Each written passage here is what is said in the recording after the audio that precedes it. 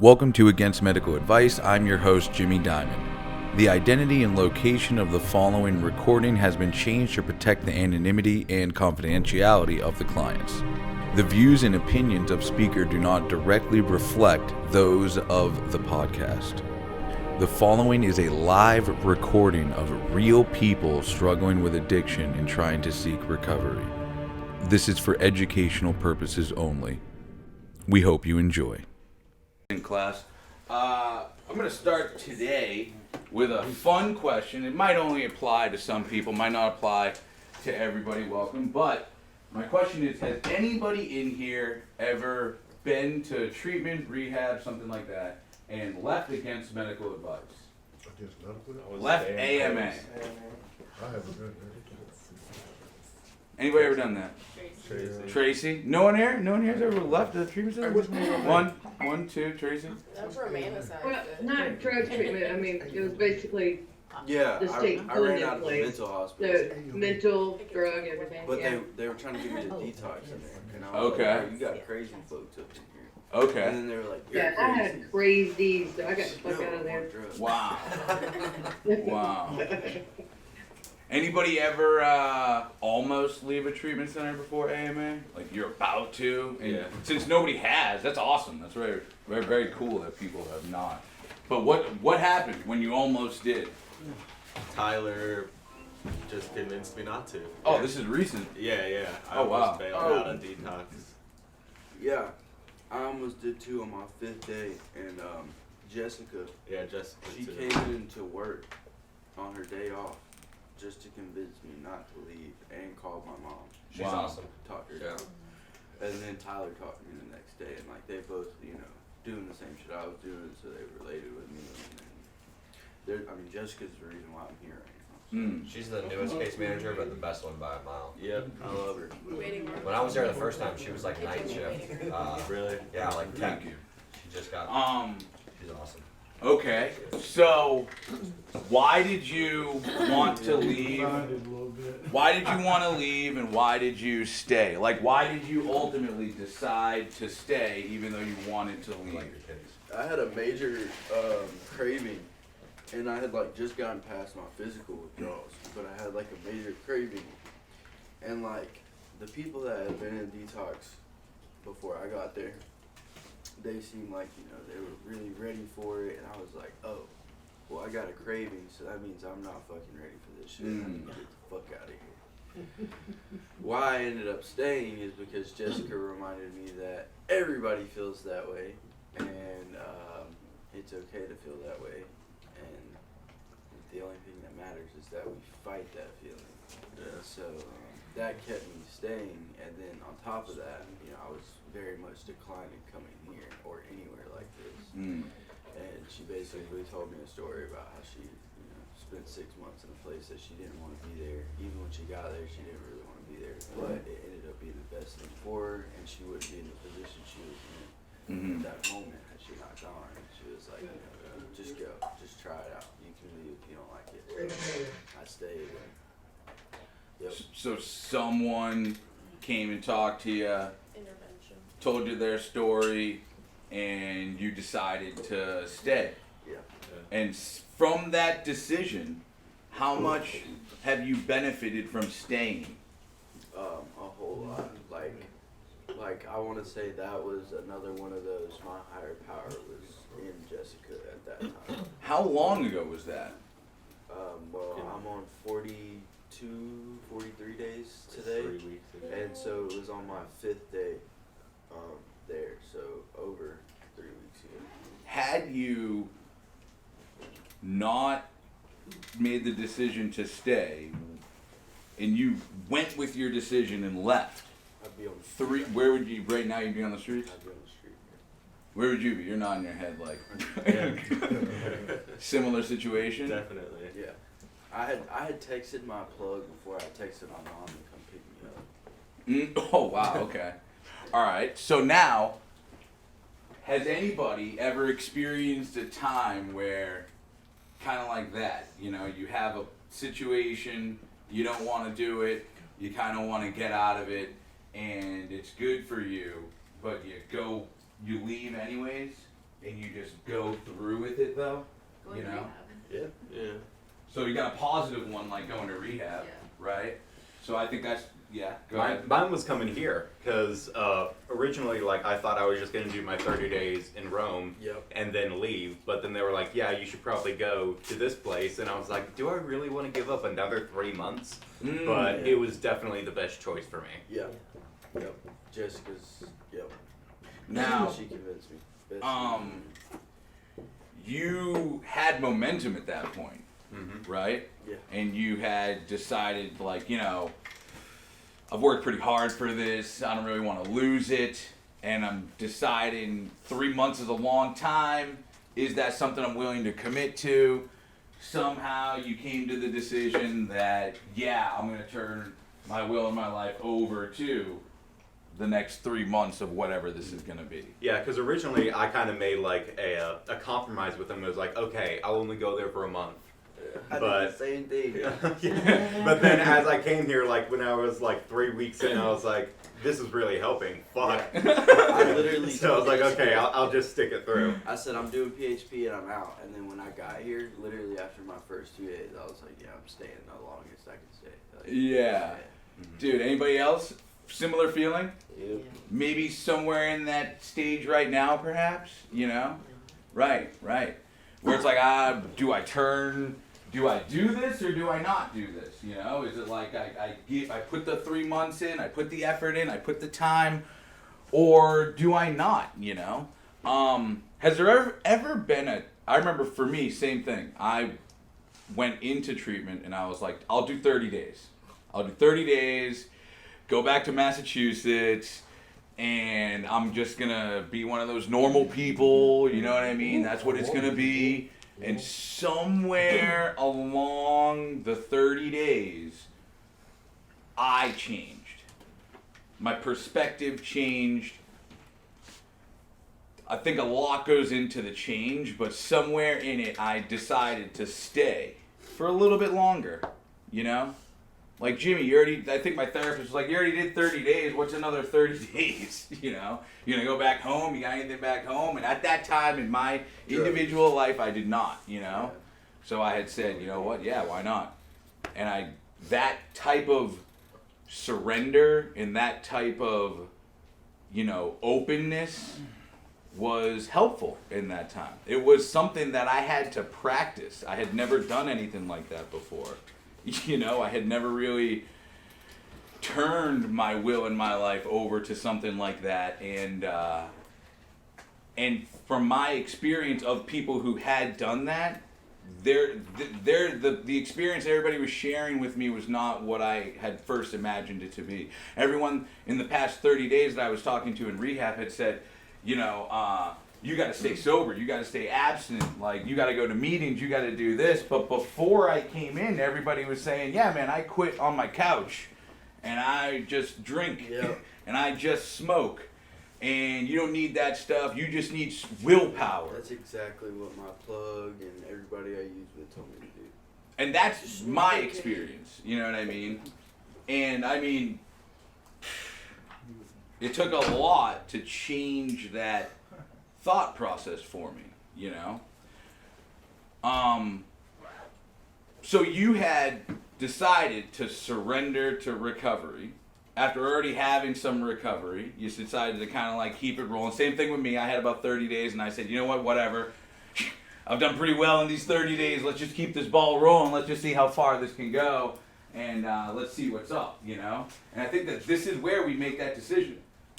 Had there been a time in your life where you had the opportunity to turn your will over to recovery, so go to treatment, go to detox, go to a self-help group, something like that. You had the opportunity to do that and you did not? Yeah. Yeah. When I got home from rehab the first time. How long ago was that? A couple of years. Almost 9 months now. Or actually, almost 10 months now. I got home 2 weeks later, relapsed, and you know immediately my mom was like, "All right, you gotta go back somewhere." And I turned that shit down. Well, I went it was a drug court meeting, and then we would, from there, we had to, kind of like this, we had to show that we went to 5 meetings. Or, basically, since I entered this drug court, then like I'd be on like an ankle monitor or something if I didn't do something like that. Mm-hmm. And instead, I was like, you know what? Fuck that. I'm gonna go do drugs. You take the ankle monitor? No, because I left, there was like no way that I had to. I would have had to been in the program. You know what I'm saying? So I Okay. went like 1-2 days, something like that, and then I was like, fuck this. So then I went on a fucking 8-month rampage of just drugs. Okay. So you. Before I went to detox. So recently, before you went, okay, so you had this, you went to rehab, you had 3 months underneath your belt in rehab. No, first time I went to rehab was literally 30 days, just 30 days. Okay.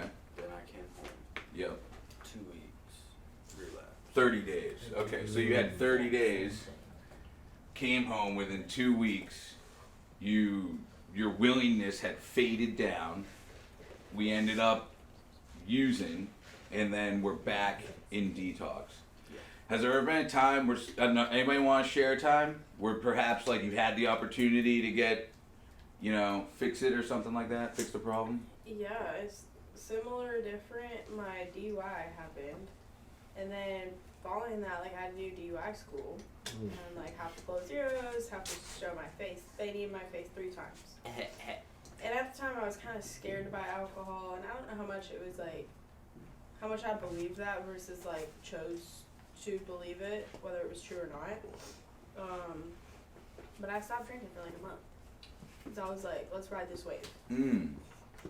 It was going great until it wasn't. Exactly. And then when it wasn't, it really wasn't. Because then I quit one job, quit the other job, had DUI school the next day, didn't blow a zero. That was a bad look. And you drove. And then I realized I was. Wait, they breathalyzed you at the DUI school? Yeah, before they start class, like everybody has to go. It's like everybody's passing, and I'm like, yeah, we're good. Like all these people who look like they drink way harder than me, anyways. And like people were talking about like having a drink last night. I was like, fine. I go up there, not a zero. And then I was like, shit, my keys. And so then the lady was like, your keys? And I was like, oh fuck. And so anyways, I grabbed my keys. I like drove to like the next parking lot and called a ride because I was like, I don't have time to be getting another one right now. But that was like right when I had initially started drinking again. So it was kind of karmatic. Yeah. But it happened like that. And so then like I had my window. I was doing great until I wasn't. And then really wasn't. And then yeah, it just kept going down. And that was also 30 days. You said Yeah. you stayed, after that class, you had stayed kind of sober for 30 days or so. Yeah. I think I could have had it, not that it wouldn't have resurfaced, but clearly it resurfaced for a reason. And then I also came Because here you weren't and ready at relapsed. the time. Yeah. That's what I figured out when I left that little meeting thing. I just wasn't ready. I had to figure out a whole bunch more shit. I had Like- to get it out of my system. Yeah, like I didn't give up the first time to go to rehab. I was forced into it, and I just kind of allowed it to happen. This time, I literally like begged and pleaded with my mom to like take me somewhere right fucking now. And that's interesting because willingness is defined as eager, readiness, and prepared. So if you're willing, you're prepared, you're ready, and you're eager. So if you're not ready, you're not willing as part of the definition. Go ahead. Exactly. I was just gonna say, so I went to Rome first time in early October, and got sober, was willing, was ready, went home, but was doing outpatient here, IOP, and was 100% certain that I was not gonna relapse, that I was done. Was doing all the right things I thought, and then had some really bad shit happen at the end of December. Well, right before Christmas, mid-December. Got laid off unexpectedly. my dad reached out to me randomly to say he was dying of Alzheimer's. This literally the same day. Those two things happened. And I had a thought about using that festered that I didn't share. I didn't share with anyone, which I should have. And then that thought turned into an obsession overnight, really. And by noon the next day, I relapsed. Yeah. And I was 100% willing, 100%, like, my willingness was up top, and I truly believed I was never going to use again. And that happened. And it happened like that. Yeah. And it was like a moment of weakness that turned into an obsession that if I would have shared with somebody, Carly or I guess even anyone in here, somebody would have said, yo dude, don't do that shit. But for me, the problem I've always had is when that happens, like I don't want to share with somebody because I know if I share with somebody, they're gonna say don't fucking do that, dude. And my addict brain knows that, You're gonna want it more. and so I don't want to share. I don't want to tell anyone because I want to fucking do it. And it's in that moment, you know what I mean? I didn't want to do it. I was 100% sure that I didn't ever want to do it again. That feeling that you're describing of having those two brand new, three, like that's a whole new dynamic that you've never experienced in your life ever before. What was that feeling like that you were experiencing? It was just too much, honestly. Like I was already kind of struggling with repairing my relationship with my wife and like just stress, life stress, you know what I mean? Which you kind of get an escape from all that life stress when you're in detox because you don't have your fucking phone. You don't really have communication with the outside world.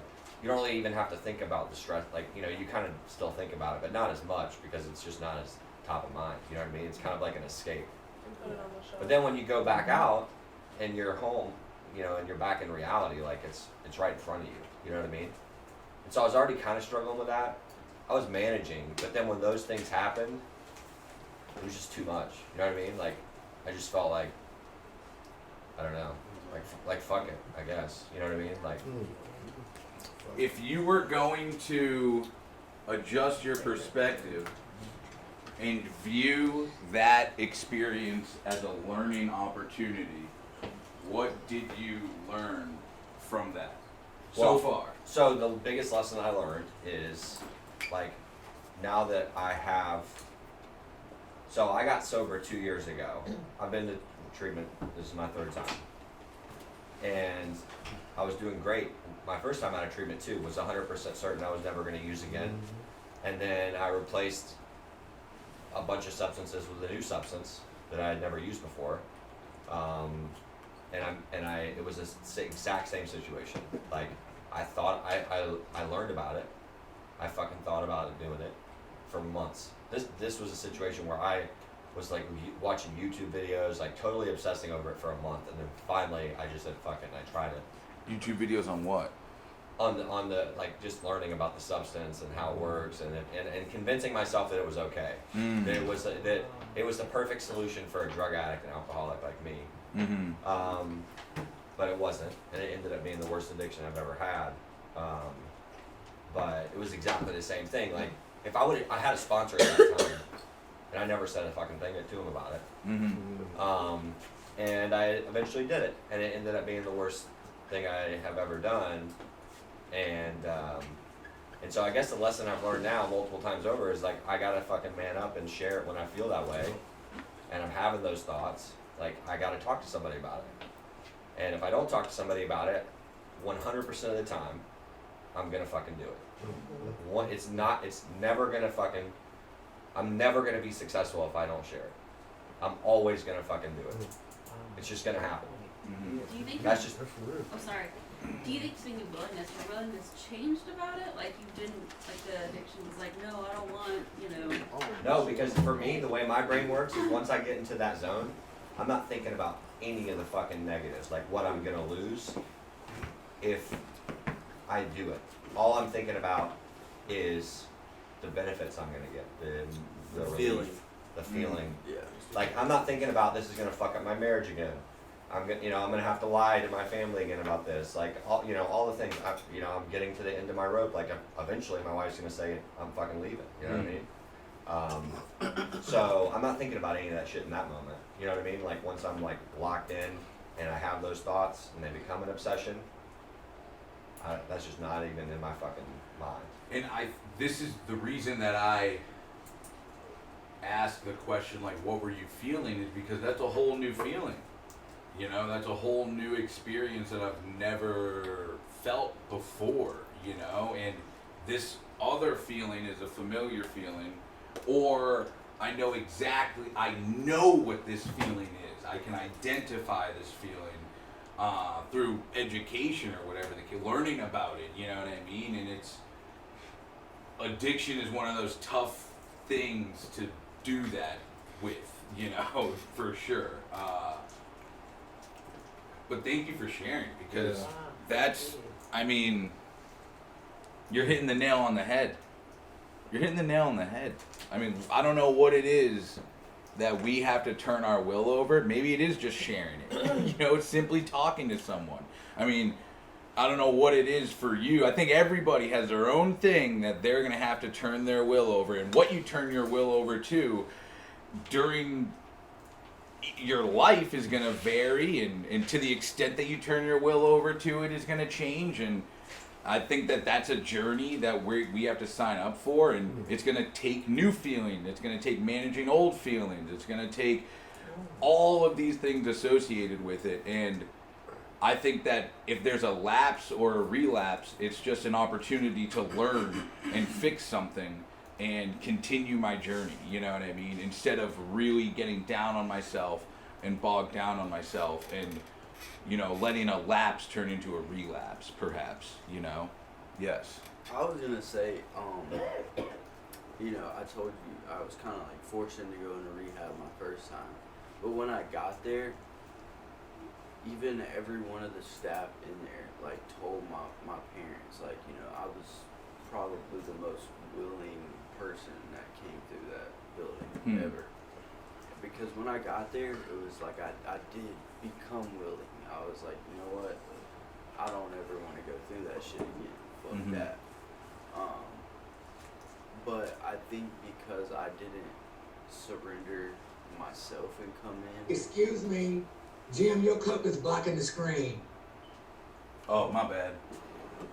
Thank you. Thank you. But I think because I didn't become willing and then go in, and I became willing inside of those walls, that I had a little bit more to figure out before I could, you know, fully surrender. But I was the same way. Like, I became willing in there, and I came out with the idea that, you know, I was never gonna fucking do that shit again. I was never gonna do it again. But it was like, as soon as I got home, I didn't use the drug, but I was right back to selling the shit, and I put myself right back inside of the environment to do it. And then I had the thought one day, like, fuck, I could easily fucking use this shit. Like, I got so much. And instead of talking about it with someone, I didn't even have anybody to talk about it with, because I was in the juvenile program before. They didn't teach us anything about getting a sponsor or going to meetings, none of that. So I really didn't have anybody to talk to. And it literally, I obsessed over it. I did the same thing, watching YouTube videos over it, fucking just dreaming about it, imagining how I was gonna feel when it just first hit, and then it just I gave in. Anybody else have an experience, perhaps? Thank you for sharing. Yeah, go ahead. Same exact story, well, the first part of it. 30 days in Rome. Well, I thought I'd be there a week, and then I said, okay, 2 weeks, and then I'm like, oh, I need the 30 days, you know, blah, blah, blah. So I left, I went, wow, 30 days, all my family and friends thought, oh, well, she's fixed now, I thought I was fixed, go home. Exactly 2 weeks to the day, I relapsed, and that occurred, I was living at my dad's at the time, in Rome, and I didn't want to, nobody wanted me to go back to the house, his house, because it was going to be a trigger. So I got a hotel room. So do I need to even say Got more? lonely, Yeah. isolated. Right. So I was like, nobody will know. Well, the next day I missed a doctor's appointment and this, that, and the other, and my Yeah. son picked me up and said, Mom, you gotta go back. And he's a recovering alcoholic. So he said, you gotta do this thing. And I was so mad, and I just started throwing my stuff in a suitcase. He says, well, what are you doing? I said, I'm packing, because you're taking me back now. So he took me back to Rome. Good. And when I left there, I loved it so much, and those people. Yeah. I told them, I said, oh, I hate to leave. Y'all are so wonderful. I wish I didn't have to leave. And so I came back, and they went, well, you said you didn't want to leave. So I went back, and I was there for 2 weeks. And I wanted to stay longer, but Tyler wouldn't let me. He said, you need to move on. So Yeah. I came here. See, you're kind of like what John talks about. Like, there's those people that will go out, they mess up, and they know, and they come right back in. But me and John are the same way. It's like, when we fuck up, you're not gonna see me for a long time. See, like, you're better than me, because, like, I know if I left here right now and I fucked up, there's no telling if I would come back and when I would come back, because I get so, like, shameful and feeling guilty that I'm like, I just don't even want to be seen. And so, And I think that that's normal. I don't think there is any better than or less than. I think that that's equal to people dealing with that type of situation. I think for me it was pretty much like how both of you guys said, like more with Josh, because like I said, I've been trying this for a while. And when I first come in the doors, I know I'm a fucked up person. I already know that. But when I get 30 days, 60 days, or whatever, like I say, I'm healed. But for me, my relapse got worse. And I've been in these walls long. You've been somewhere long enough to know if I don't put my shit out there, I never get nothing started. yeah. And I'm a firm believer.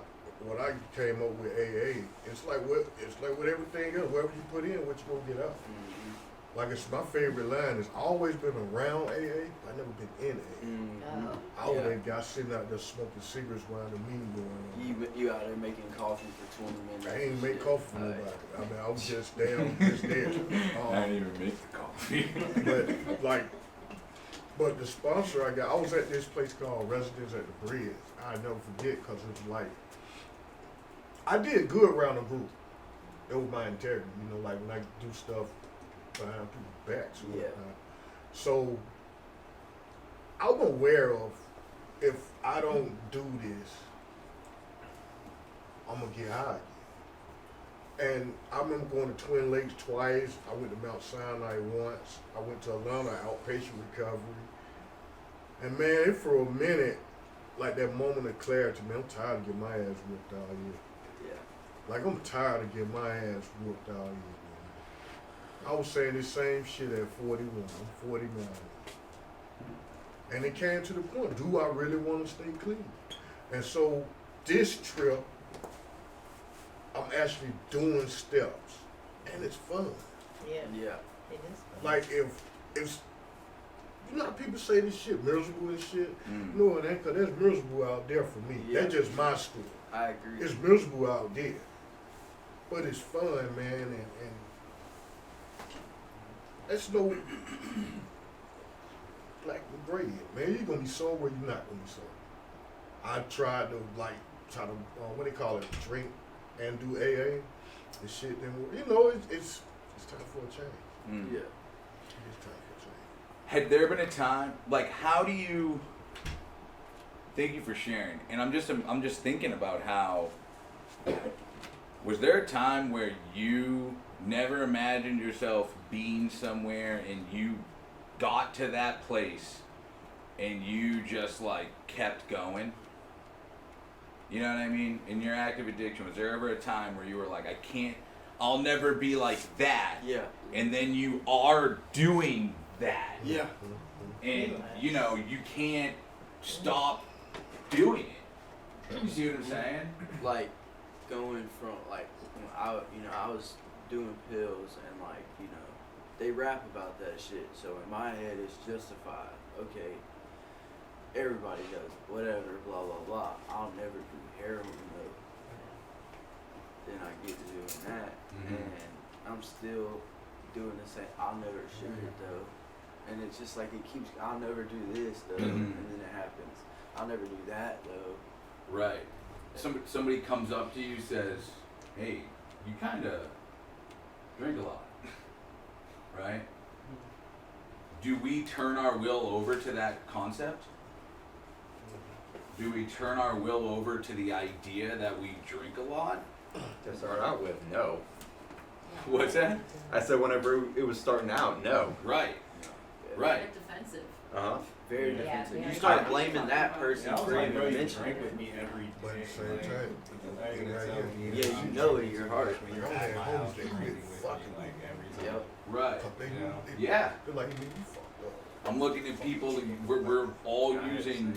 We were all using heroin in the same room, Shit, we been here. and I was They got to that. not like them because I wasn't shooting it, Feel me? and that was like Damn, my throw away that cup. perception, you know. Yep. And I wasn't able to turn at that time. I wasn't able to turn over like the idea that yeah, maybe I shouldn't do drugs, you know, instead of worrying about I'm better than or worse than in a room of heroin addicts. Maybe I should stop using drugs. You Yeah. know what I mean? Maybe I should And just say how- I'm doing the same shit in general. Right. So, And it's like there's just I have this thing, this pattern in my life where people give me great advice and I don't take it. yeah.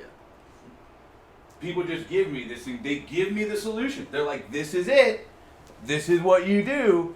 And I say things like, and maybe like, you don't understand. You don't know. I got this. I got this. I can do it like this. And then for some reason, it doesn't work out the way I want it to. Yeah. And Self-will. I end up trying every single way in any problem. This happened to any problem I have tried every single way Except for the way. except for the way that is suggested. And then I do it that way and it works and I have fun and I don't want to quit it. There's like longevity in it, you know, but whenever it doesn't even need to be like doing something completely. Like sometimes I will do things completely, but I'll look for shortcuts. Yeah. I want a little cheat code, you know?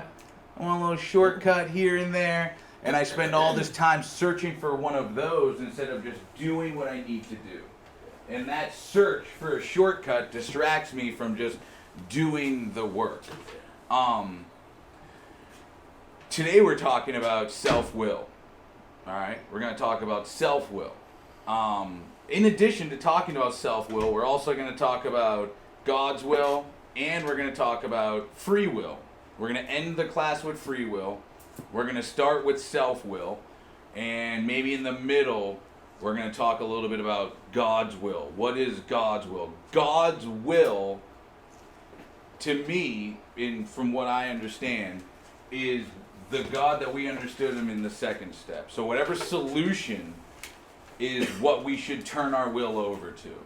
So say someone's like, hey, maybe you should go to like rehab, you know? Why? Okay. Like, just ask, like the second step may teach us to ask questions. You know what I mean? To say, hey, why should I do that? What makes you think that? And if I'm doing that, I'm opening the door for criticism.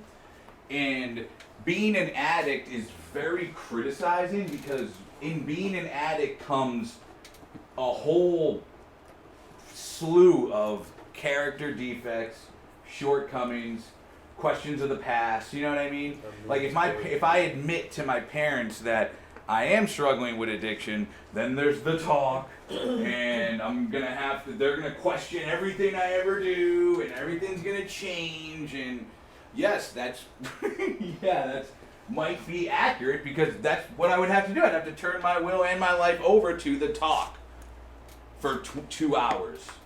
And I don't want to do that. I want you to let me borrow money so that I can go get my next one. And I'm going to do whatever I can to have my outcome. And today we're going to kind of like talk about how that gets in the way of us doing like good things that we should probably be doing. Yes. I just wanted to say, like, along with what he was saying about, like, how this time, you know, you're doing it and it's actually fun. I always thought, like, when I, like, would actually, like, give up and, like, I would just, you know, give in to the right solution that, you know, it was just going to be lame and boring. But, like, you know, I went home and I went to a meeting, and then as soon as I got back, we went to a meeting, and the only people that went was, like, me, Kevin, and Sarah Grace. And, like, the meeting was good. We met some cool dudes after the meeting, and then when we left, it was just, like, that time in the van after doing the things that we were supposed to do was just, like, such, like, a genuine moment. Like, I remember, like, sitting back in the van last night, and I was like, this is what real fun feels like, not going out there and getting high, because that is miserable.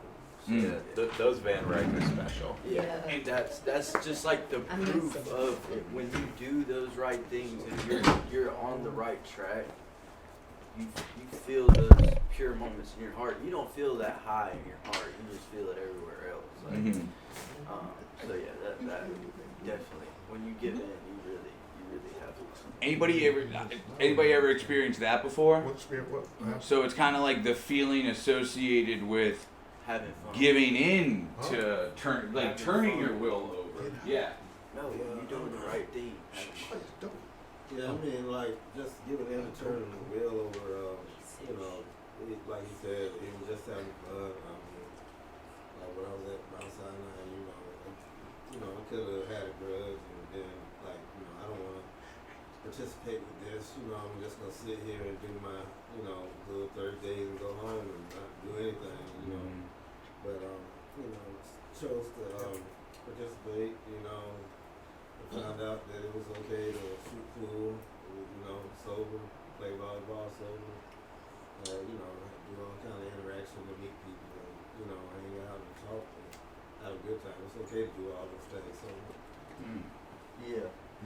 And had there been a time that like you didn't do those things, or did you always do those things? You just didn't do them sober. No, I mean, you know, alcohol and drug addiction take all your hobbies and things away from you and make you isolate. And, you know, you won't do anything with your life but drink or do. That's the only thing that you do except, I mean, unless you got a job, you might do that so you can keep drinking. You start out doing it fucked up, and then it eventually just ends up you just getting fucked up. Yeah, that's supposed to be true. Like you know, y'all wanna go hoop. We gonna smoke before. We gonna do blah blah blah before. But then it just becomes y'all just wanna go smoke. Right. Playing basketball. Right. Yeah, See, for me, like when I was first getting into like recovery and like going into rehab. For one, I didn't know what rehab was really gonna be like. I really thought it was gonna be filled with like crazy people. I thought it was gonna be like smoothie shit where I walked in, people were just off the walls. But when I first went in though, I was like, I just can't wait to get out so I can just smoke a fat joint. Like that was like all I was worried about. Like when I first went into recovery, and like I just had that mindset. Like I was like, I'll do the 35 days or whatever, and then when I get out, like I guess I'm not gonna drink anymore, but I'm still gonna smoke. Like I'm like, that's never gonna change. Cause I've been smoking since I was like 14, 15. Like I was like, and that's like been a daily thing for me. But like I had like a conversation with someone like on like a week and a half point while I was in like the 35 days, and they were talking about how they relapsed just by starting to smoke again. And I don't know, something just clicked with me. And I was just like, so what's like really the big deal? Like, why can't I just be sober? You know, I was like, I'm already gonna give up everything else basically. Like, I might as well just be actually sober instead. And then it just kind of clicked with me. Ever since then, I'm like, kind of like giving the will over. I was like, yeah, I mean, I don't really need to smoke. There's no reason for me to smoke if I'm already giving up everything else. Like, weed has benefits within for us drug addicts. It's not a beneficial thing for us because it's still mind altering. We can't reach our highest potential when our mind is altered. Yeah, and I was like trying to tell myself, I'm like, weed isn't a bad thing. Like, weed has never done anything bad for me. Like I can't think of a time where weed has done anything bad for me, like how alcohol has. Like, I was like really trying to justify the fact that I'm like, I could still smoke though. Like, all my homies smoke, they're all fine. Like, drinking was my problem. Like, that's just how it was for me. And then I just had that conversation and I realized, like, if I start smoking, I most likely will end up going back to drinking. Because you get that It's feeling. just like Conversation. a matter of time. I can't speak for you guys, but like the way my brain works, if I'm smoking weed, my brain's gonna justify. You're already fucking smoking weed, bro. Exactly. You might as Probably, well. You might as well go do this. You Well, know what I mean? you get that one feeling, and then you remember the other feeling, and you're like, well, I kind of want to feel that too. Like, Yeah, and the dude that told me, like, he had so much, like, guilt about it. Because he was, like, in a PHP, like, well, he was in a sober living or something, and he, like, came out to, like, the class and was like, yeah, so, like, I smoked over the weekend, and, like, I just feel, like, terrible that I even did that. Like, I relapsed just because I just wanted to smoke so bad. And it just, like, it just touched, like, a different part of me, because I was like, okay, like, that's exactly how I would feel, probably. That's one if of those I higher left here power and just moments. smoked. Because that was, like, the first plan. I was like, gonna get out of here, chill with my boys, smoke that one, and then just go from there. And that was in a meeting you heard that? Yeah, like, it was like, well, it's kind of like how this is. They come, like, some people are already out of the rehab, but I got moved from, like, in-house to the PHP program because of my insurance. So I was going with IOP people and stuff like that, too. So, Could yeah. you have maybe missed that message if you were outside smoking a cigarette? Oh, yeah, 100%. Could you have maybe missed that message if you were on your phone fucking around? Yeah, definitely. So not only is it about like turning your will over to the large idea, but it's also about turning your will over to what's happening in your immediate environment too. Like being present, you know, staying focused and doing those types of things also matter. Like maybe that's a part of turning my will and my life over. And if I don't completely turn my will and life over to something that's important, like right in front of me, I may miss the opportunity to hear something that sticks with me forever. I'm sorry, we just saw Tanya walk by what we thought, but then she's sitting right there, so that was kind of freaky. Okay. True. So, let's talk about self-will, right? We've had plenty of discussion on like a little bit about what it is, maybe some experiences with it, but let's define it real quick so we can have an understanding, all right? Self-will is defined as the quality of obstinately doing what one wants in spite of the wishes or orders of others. You know, I wish you'd get sober, you know, I wish you'd shut the F up, you know, maybe, and keep in mind that self-will has quality. Like, if you go to jail and they give you a blanket in jail, right? What's the quality of that blanket? Garbage. High quality in that moment. Is it, do you know how many threads are in the blanket that you get in jail? It's like matted wool. Have you seen them? It's like, yeah, it's pretty bad. Huh? The blankets you get in jail, like if you're the threading type on it. Yeah, they're not fun. So you can't really tell. They're not high quality blankets. You can't really tell the thread count, right? Someone who is doing what they want, they may not have high quality decisions, right? I mean, if I go and get a high quality blanket somewhere, I'll know exactly how many threads are in it. And if someone has high quality self-will, they know the exact decisions that gave them the life they have, both positive and negative. You see? Like this is why I think self-will is important, because someone who fails something, they take that as like the quality of failure is important. And they take that and they learn from it and they use it to like make themselves better, you see? There's quality of every decision that I make. And we were talking last week about how unconsciously I make 35,000 decisions and consciously I make 122. So out of the 122, am I turning my will and life over to things that are good for me? Or am I turning my will and life over to things that are bad for me? Am I turning my will and life over like What are some of those decisions of the 122? We were talking about some of them. What you want to wear? What do I want to wear? What do I want to eat? What meeting do you want to go What to? meeting do I want to go to? Am I going to exercise? Should I do Exercise. this or should I not do that? Are these decisions I'm making on a day-to-day basis setting me up for where I want to be, right?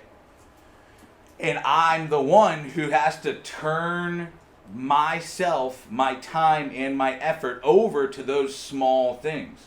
If you weren't in that room at that specific time, in space and time, you would have never heard that message. And maybe you would still have that belief that you had. So, I mean, in a sense, you're powerless over that belief being instilled in you as a result of just hearing it in that environment, in that meeting at that time. Now, that may fade. You may forget that. If you forget that, if you don't keep it on the forefront, you may forget it. You see what I'm saying?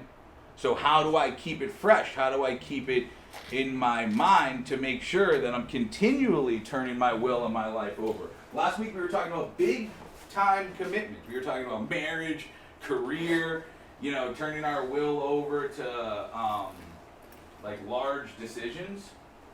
This is a large decision that's made on a day-to-day basis, right? And the foundation of this decision is just on staying sober. The rest of that is building off of it. I'm the one who has to do it, And in doing it takes time, effort, and self. We're going to talk about those three things today and how they are finite. Is that it? Finite? Finite. How they are finite, okay? Like time is finite. Your time. Other people's time. The amount of time that you have with other people. The amount of time that you have with things. The amount of time that you have with feelings, right? Whatever emotion, whether it's positive or negative, you've had a specific amount of time perhaps in that state. How long that state have you been in? You see some people who have been in a state of anger. They refuse to turn their will and life over to maybe you're right. Or something like that. They're just angry all the time. In a constant state of anger. Their character develops that. If you hear your parents say, if you make that face long enough, it'll stick like that. You ever seen a person who don't need to say they're an angry person? Right? There's some people who drink enough alcohol, you are what you eat. Or you put on a mask for so long you forget which one is the real one. Right, so as a result of turning my will and life over to the lifestyle of using, I may have developed some of these qualities, may have developed these characteristics. There may be times in my life where people are giving me wishes and orders that, hey, I wish you'd get your shit together, I wish you'd get your life together, and I obstinately do not. What does it mean to be obstinate? Obtuse. To stubbornly refuse to change one's opinion or chosen course of action despite attempts to persuade one to do so. So there may be attempts of people to say, hey, you should do this, and we stubbornly refuse to change it. Our opinion, that's just an opinion that I have. Everyone's got one, and everyone also has the freedom to change it, right? So I'm refusing to. You're giving me great reason why I should change my opinion too. Like that's the thing. Right now, in self-will, you're giving me excellent evidence as to why my opinion is poor, why my opinion is the wrong one, and I'm spitefully refusing to change that point of view. Or my chosen course of action. No, I am going to smoke pot. No, I am going to do these things. You don't understand. And people are saying, that's a bad idea. You don't get it. I need to smoke pot, otherwise I'm not calm or something like that. Dude, and that belief becomes a reality. Yeah.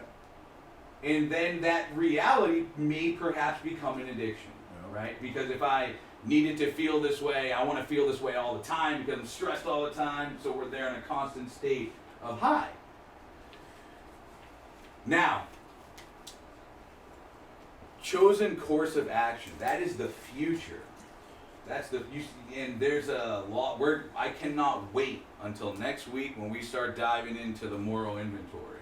And we start getting into fear. A lot of science behind fear, a lot of science behind like if your chosen course of action is wrong, why are you doing it?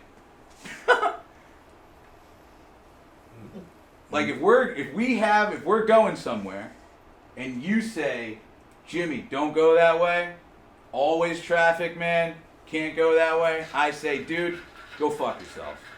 I'm the one driving. I'm the one in charge here. Let's go. And we go, and there's traffic. And you're like, I told you, you know? And then I'm like, yeah, whatever, bro. This is just random. Right? That, you know, it's just because it's not my fault, you know? It's because of the treatment center. It's not my fault that I had this problem or whatever, and it's not, you know? I think it's not. It's a disease, dude. It's a disease. It requires treatment. It requires maintenance. We got to keep on point with it. If I'm not staying on top of it, a problem may occur. Self-will, there's a quality to it. There's people who turn their will in life over to the potential that they might get a flat tire. So they drive around with tools. They learn. They have the high quality ability to change a tire. And when they, like we've talked about the tire problem in here before, right?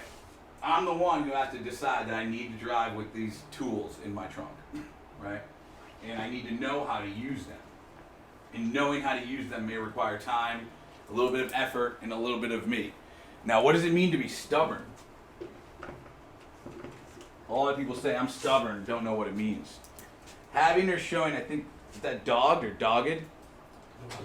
Dogged. Having or showing dogged determination not to change one's attitude or position on something. Nope. I'm leaving. I'm AMAing. You can't tell me. I'm getting into a relationship. You can't tell me. I'm smoking pot. You can't tell me. And I am determined to prove you wrong to the point that I'm going to go with my own way and show you how you're wrong.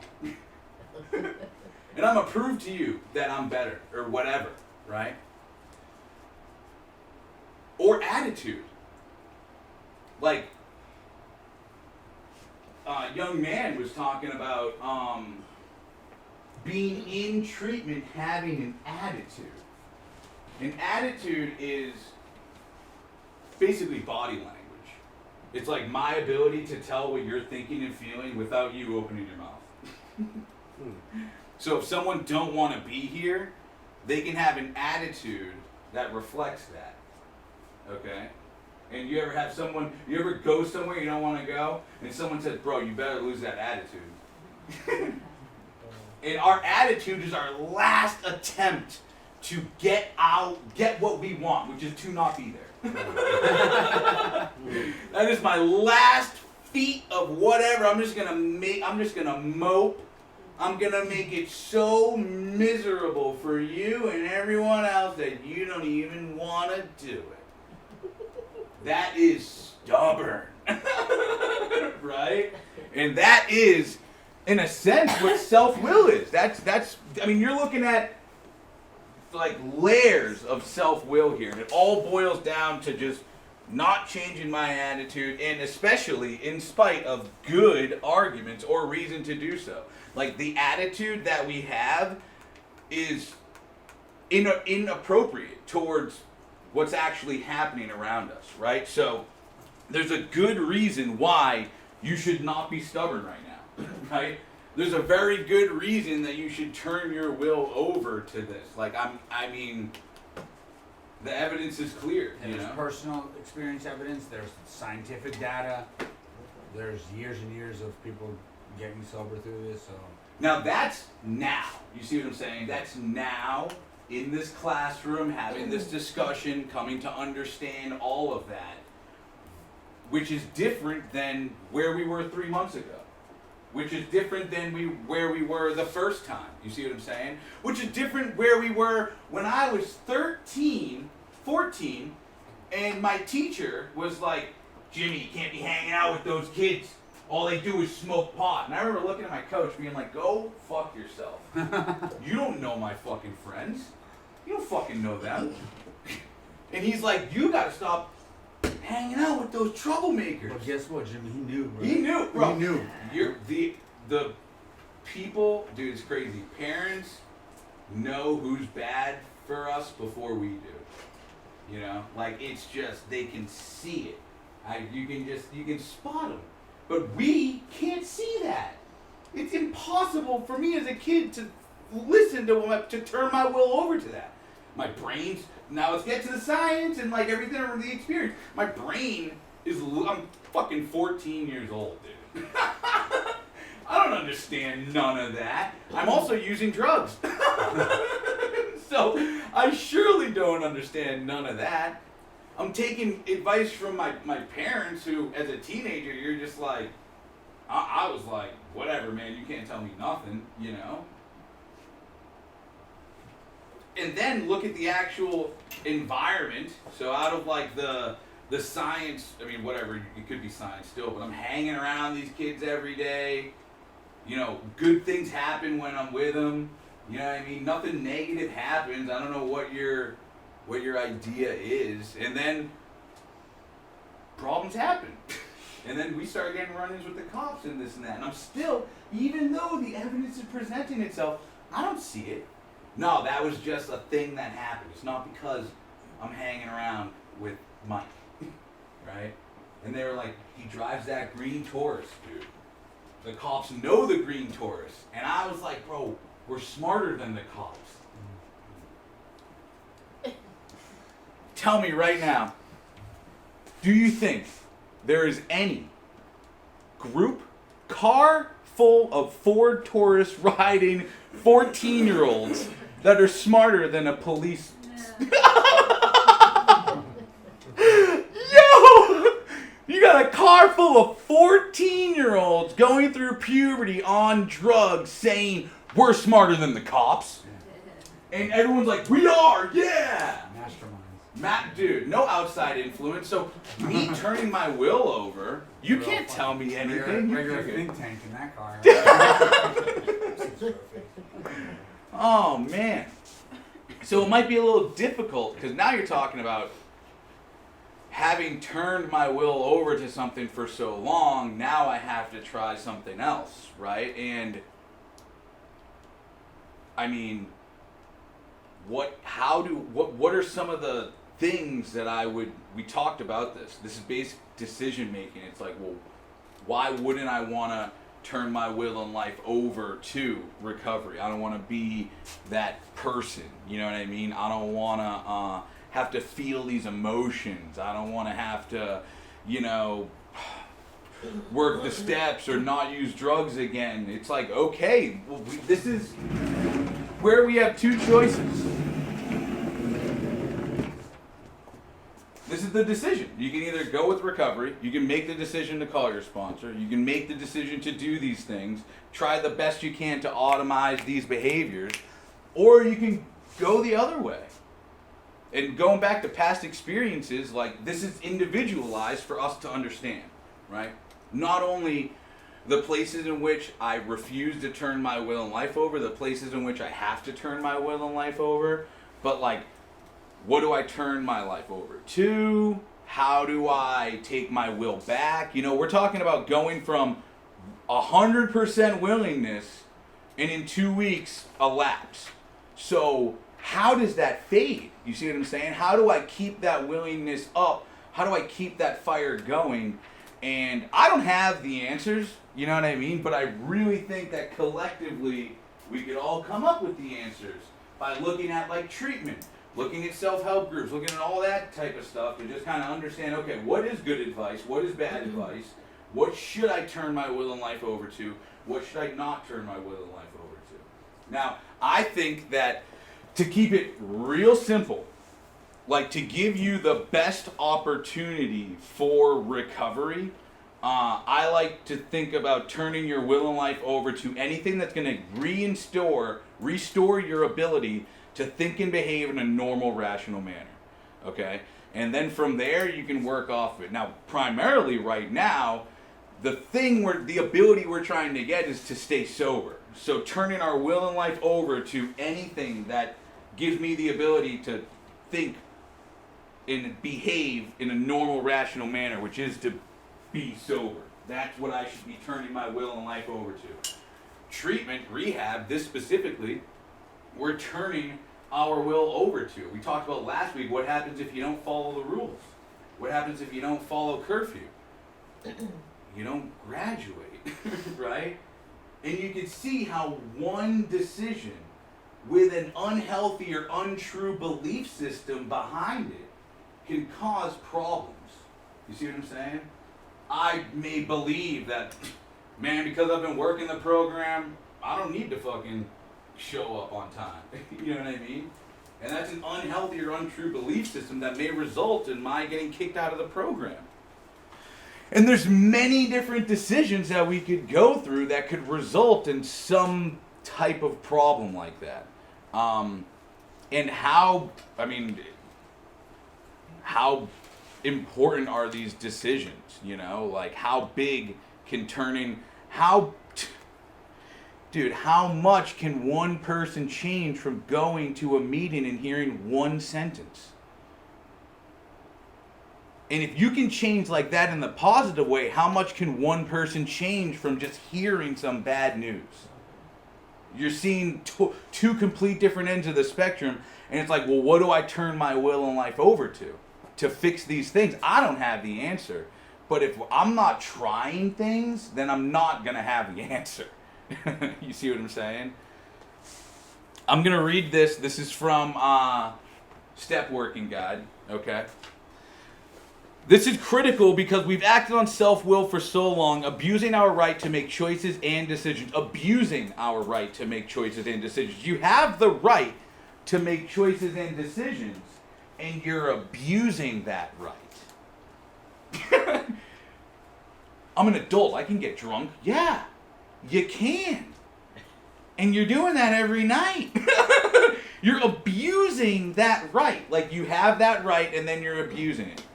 Some people use honesty. I tell people whatever they want, and they abuse the right. It becomes like brutal honesty, right? So what exactly is self-will? Sometimes it's total withdrawal and isolation, like being in a hotel room, perhaps, having a couple drinks, right? We end up living a very lonely and self-absorbed existence. Sometimes self-will causes us to act to the exclusion of any considerations other than what we want. Nope. I want to go smoke a cigarette. I'm not going to listen to a word you say. Don't even talk to me. I haven't had my morning coffee. I don't even want to hear it. Those are addictions. I'm totally shut off to whatever because I haven't had my fix yet. I mean, you're looking at coffee and cigarettes. Imagine alcohol and drugs. So, I'll read that again. Sometimes we act to the exclusion of any considerations other than what we want. We ignore the needs and feelings of others. I ignore them. Jimmy, I need this money. I need your money. We barrel through, stampeding over anyone who questions our right to do whatever we want.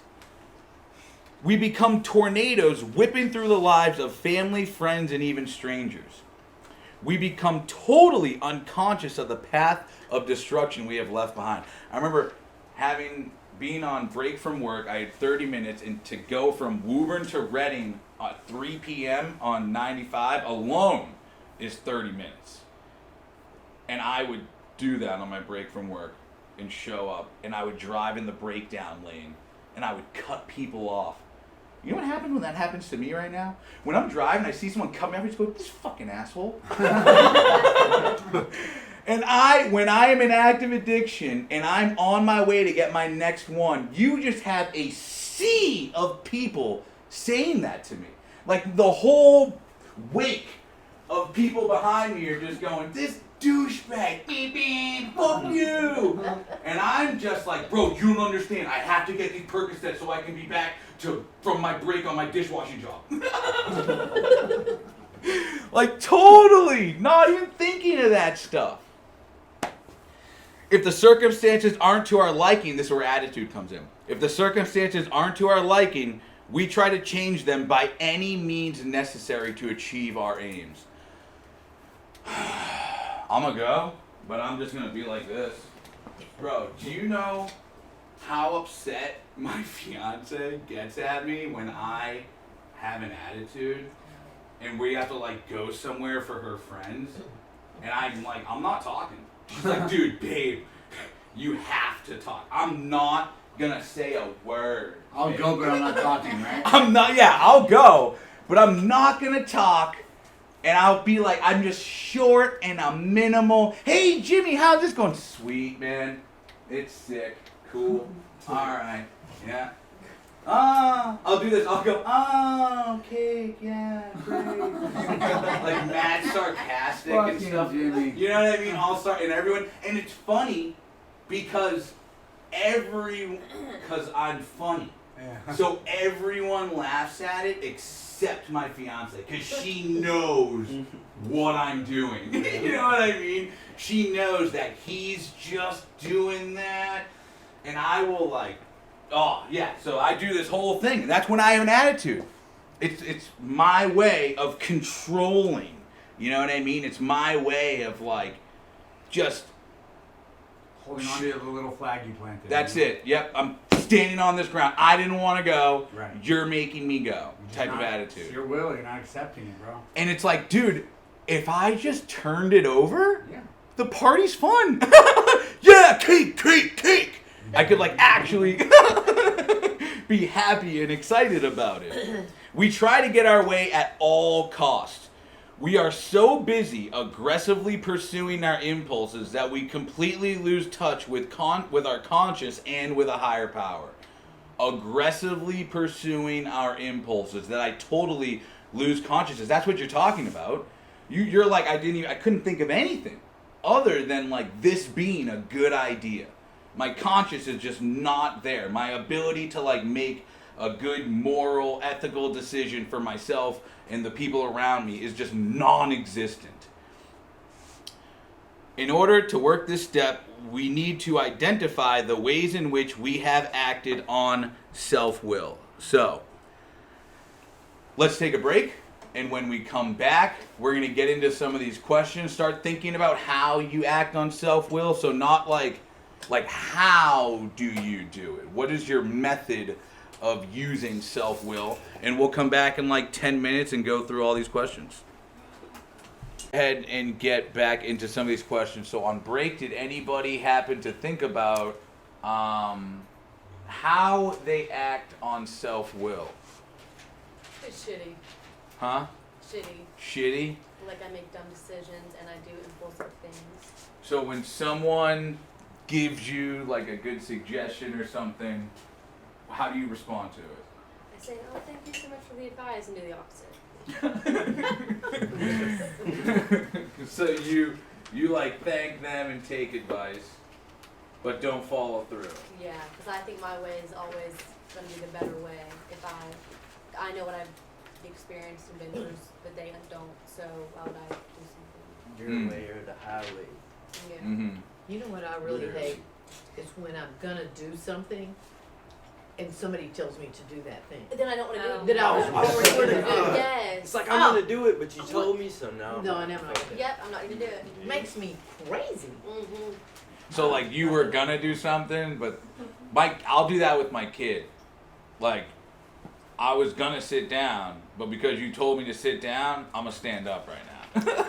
Just because you've been bossing me around all day. It just like pisses me off. It's like, bro, did you just read my mind and decide to fucking tell me? Yeah.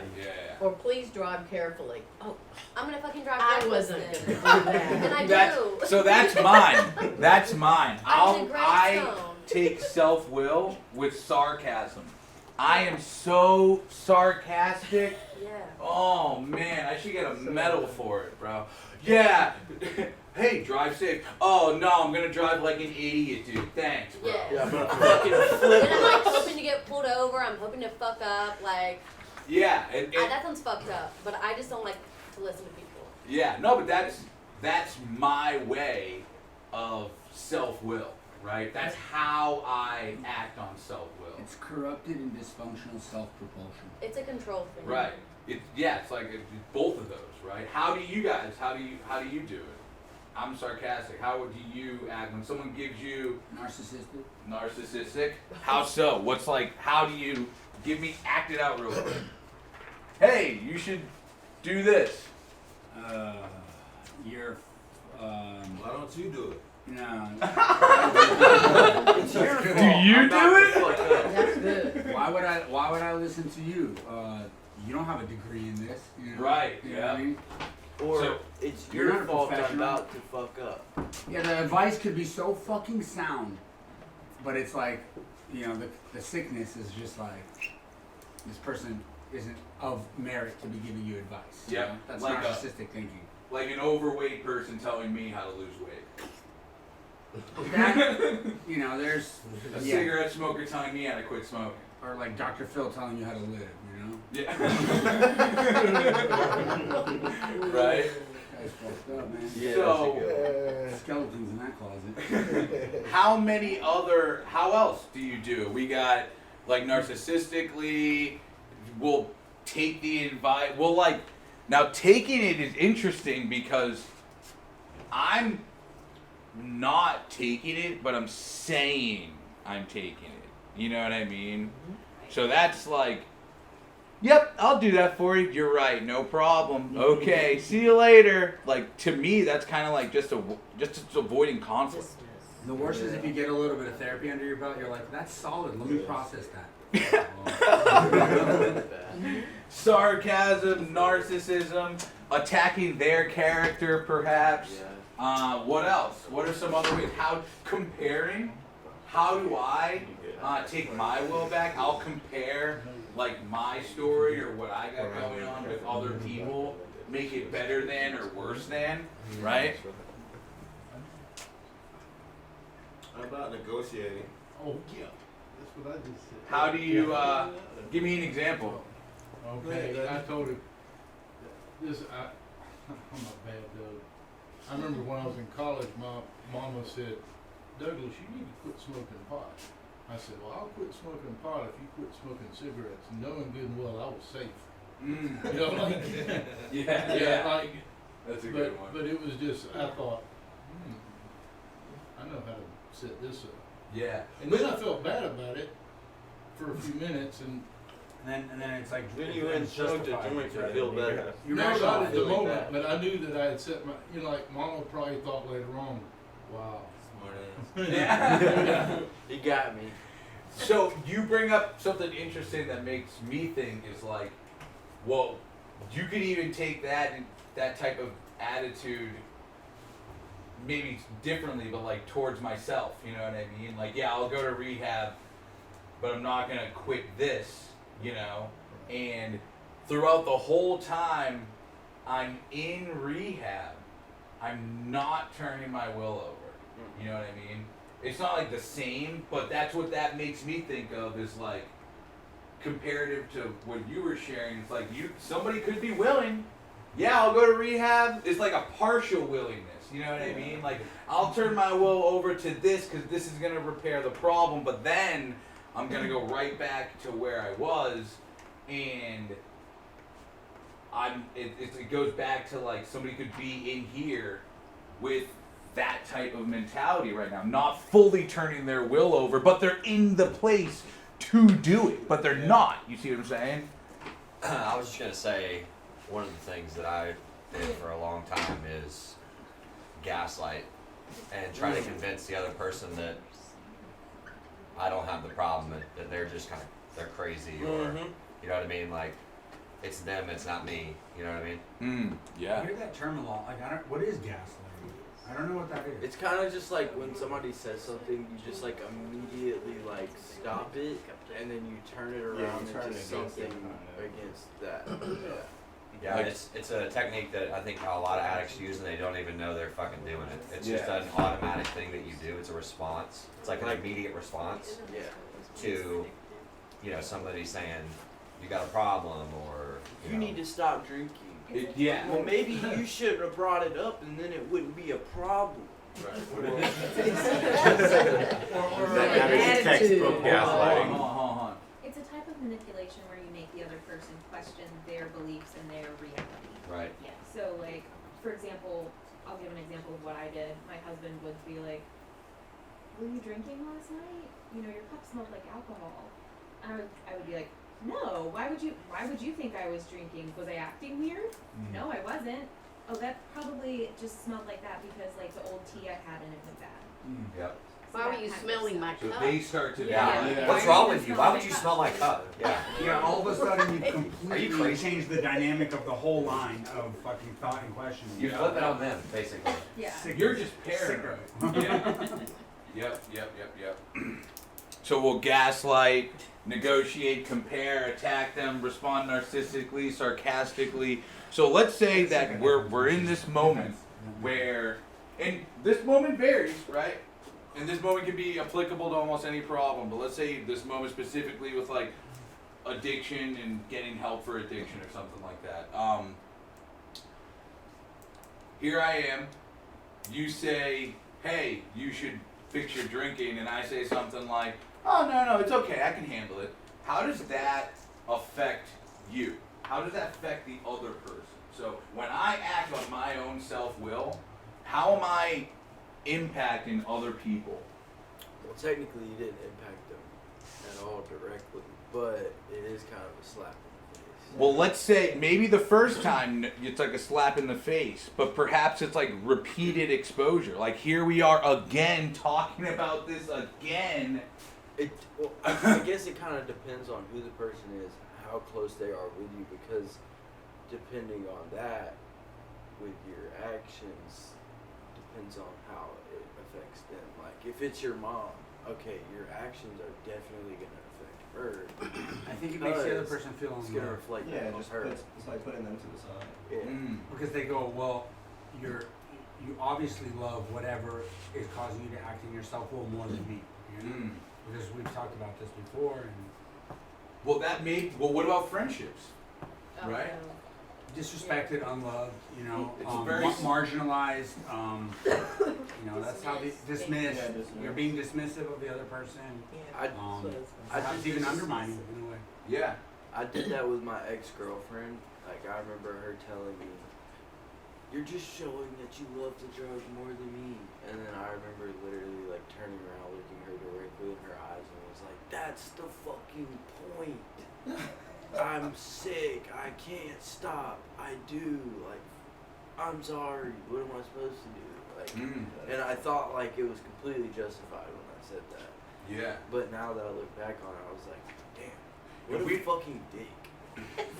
Yes, and in that moment, we're so hyper focused on our own feelings and state and circumstances that I'm unable to take into account your needs and your feelings. Yeah, like I can't, it's not in my equation right now. she wanted me to take her home because she felt uncomfortable that I was like so needing it, and like we were literally like waiting at the plug's house for him to like get the pickup. She was like, "Kieran, just back out the driveway right now. Just back out and leave." And I was like, "I can't. Like, what do you mean? I can't do that." And she was like, "Why?" Like, she started crying. She's like, "I'm so uncomfortable right now. I just want to go home." And I was like, "Well, I'm sorry that you feel that way, but I need my drugs." So. And that could, I mean, I see that, like, you're powerless. You have to behave that way. I remember, and I was in active addiction specifically. I smoked so much, like cigarettes and shit like that. And my mom would be like, please don't smoke around. I cannot stand to watch you smoke. I just can't. And I could not smoke in my mom's presence. And I would like shamefully, like, knowing that lighting up a cigarette like right in front of her was killing her like spirit, you know what I mean? Like killing our relationship, and I just couldn't.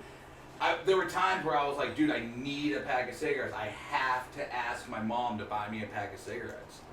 So here I am asking my mom, who's in recovery from smoking cigarettes, to buy me cigarettes.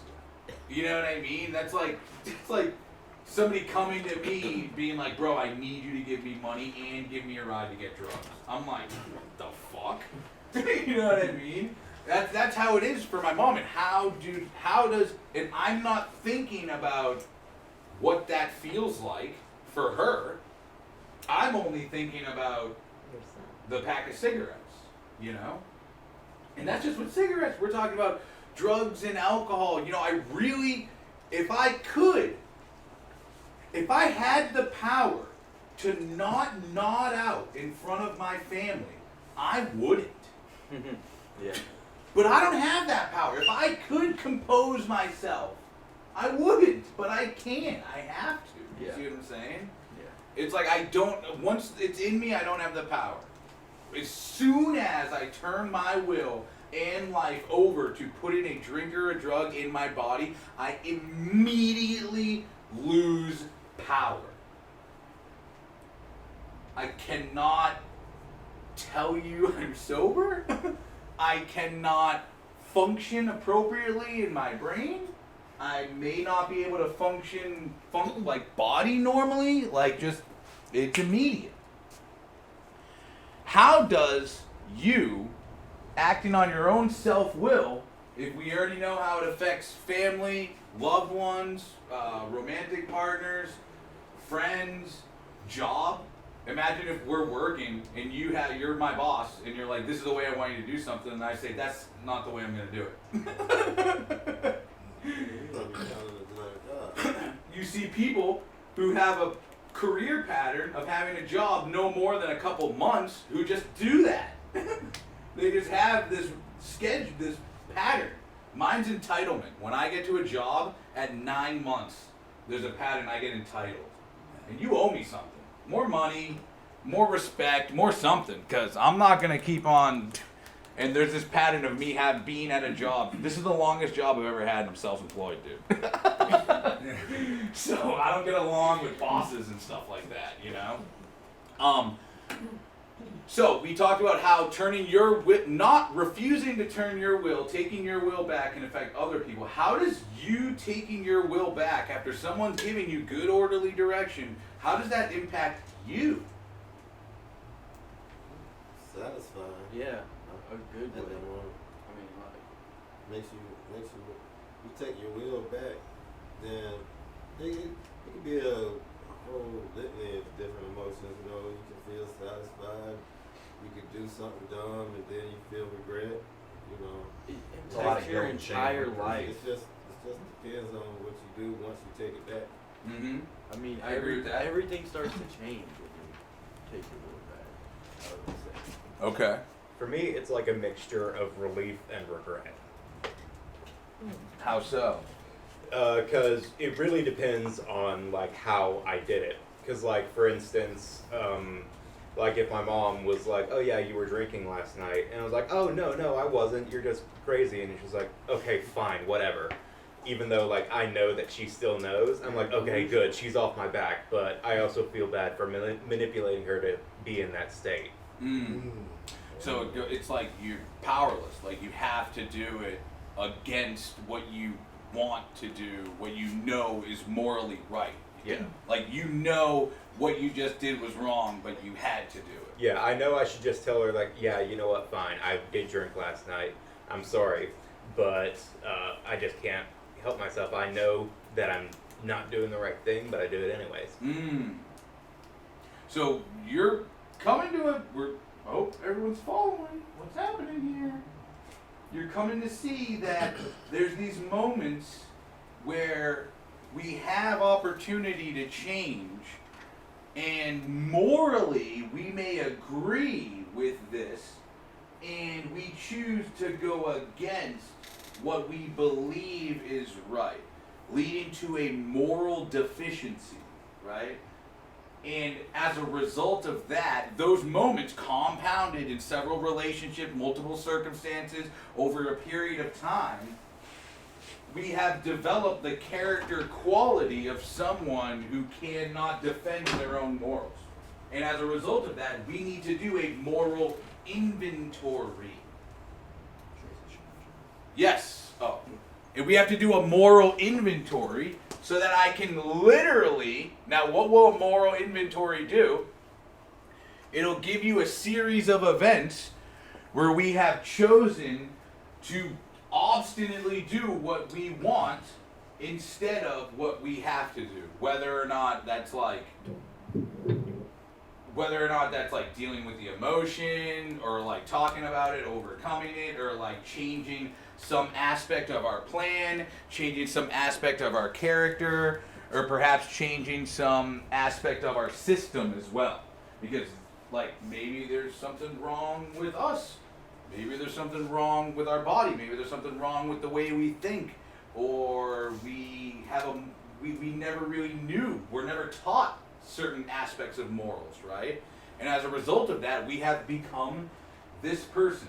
And that will make sense after the moral inventory. But the first thing we need to see is what happens is we get to this point where we have to make a decision and defend what I know is right and or go against what I know is wrong. And addiction removes our ability to defend what we know is right. So yes, how does self-will impact you? So as a result of going against what you know is right, what happens to you? You feel like shit. Yeah, just a constant conflict internally. Like, you know what you should be doing, just do it. It also corrupts that belief system that eventually leads you to make other decisions, you know? So if you go with your self-will in one small particular thing and there's no significant consequences that actually might have even worked out, you're good. But then that builds up steam, and then you're like, cool. And then there's some big thing, and you're like, well, I'm already on self-will autopilot. Fuck it, let me roll that way, and then you end up getting burned. So it's like, you know, you can do your self-will on small things, and it can totally work out, but that gives you this false sense of, you know, builds wrong. Isn't that so interesting? And the more you do it, the more normal it is. Yeah, and the less it bothers you, and the more it's just like your automatic response. You know what I mean? It starts to shift your moral compass. Because like originally, whenever I first started drinking, I was like, oh no, I would never drink and drive. But then the more I started drinking, I was like, you know what, that may be a good idea. And then once I started running out of alcohol, I was like, you know what, it would be a good idea for me to go to the store and like go steal some booze. Yes. Now, how do you stem the benefit from aligning that with things that are good for you? So say you begin to obstinately refuse to do things that are bad for you. You refuse to, you're stubborn about your recovery, and you defend your recovery, right? And you defend like healthy decisions in your life. How might those choices impact your life?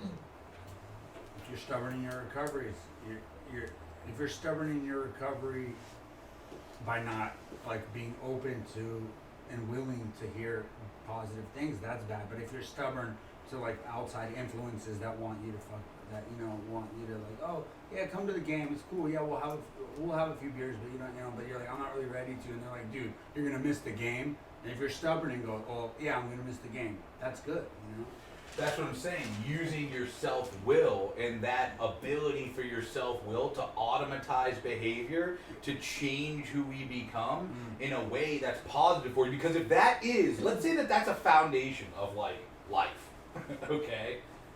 Let's say that the foundation of like being a human, and you're faced with these moral dilemmas on a day-to-day basis.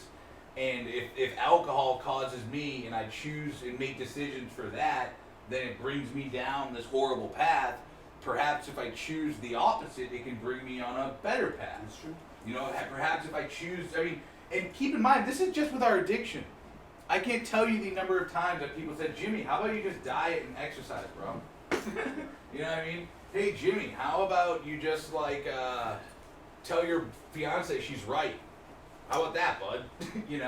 How about trying this, trying that? And it's not until I decide to try it that I get to benefit from whatever that is. And if I don't try it, then I don't have the experience, I don't have the benefit, and I never really get to never really get to see what happens. Yeah, don't do an analysis. Right. So that's kind of like a insight into using self-will for something that's good for you, right? Like I don't fucking smoke cigarettes, dude. I don't fucking do that shit. And I will obstinately, dude, no, I'm not. Get that shit away from me, dog. I'm not. The fuck? You know what I mean? No, I'm not drinking, dude. Get away from me. You know? Like, I'm defending my morals. And I have the capacity to defend it. What I believe is right or wrong, good or bad. Some people are unable to defend these things because they don't believe it. And maybe the defense of these ideas and us maybe incorporating them is essential to fixing the relationship with ourselves. Is essential in like saying like you can do this. You're talking about 30 days of doing something and then having some outside force being like, keep fucking going, man, don't stop. And you keep going. You decide to, again, turn your will over again. And I think that you might need that in any area of life. Any problem you may have that you don't have the answers to, you're trying to learn, you're not trying to hurt other people, you know, then let's take those suggestions. Why would I not, you know? Because I don't believe in it, I don't believe it's right, and it's up to me to either confirm or deny that belief is true. And it's up to me to gather the evidence and see if that's true or if it's not true, and if I'm not doing it, then I'm not going to learn. We're talking about spending hours on YouTube learning how this drug is going to affect my body, learning the ins and outs of this drug, and I can't do that for something good for me. I can't do that for, you know, something that's going to restore my mind, restore my body, learn all about it. Maybe the opposite would happen. Maybe I would actually stay sober if I focused on things like that. I don't know. I really don't. I can't confirm or deny that you're 100% because there is no 100%. But I do know that the more time, effort, and self we put into these things, the more we're going to get back from it. And surrendering self-will doesn't mean we can't pursue our goals or try to make changes in our lives and the world. It doesn't mean we have to passively accept injustices to ourselves or to the people for whom we're responsible for. You're not going to be a doormat, you know what I mean? You're not going to be a pushover. That's not what this is talking about. We need to differentiate between destructive self-will and constructive action. How will pursuing sobriety cause harm to other people? Will pursuing sobriety cause harm to other people? It could. How could it? Just the commitment.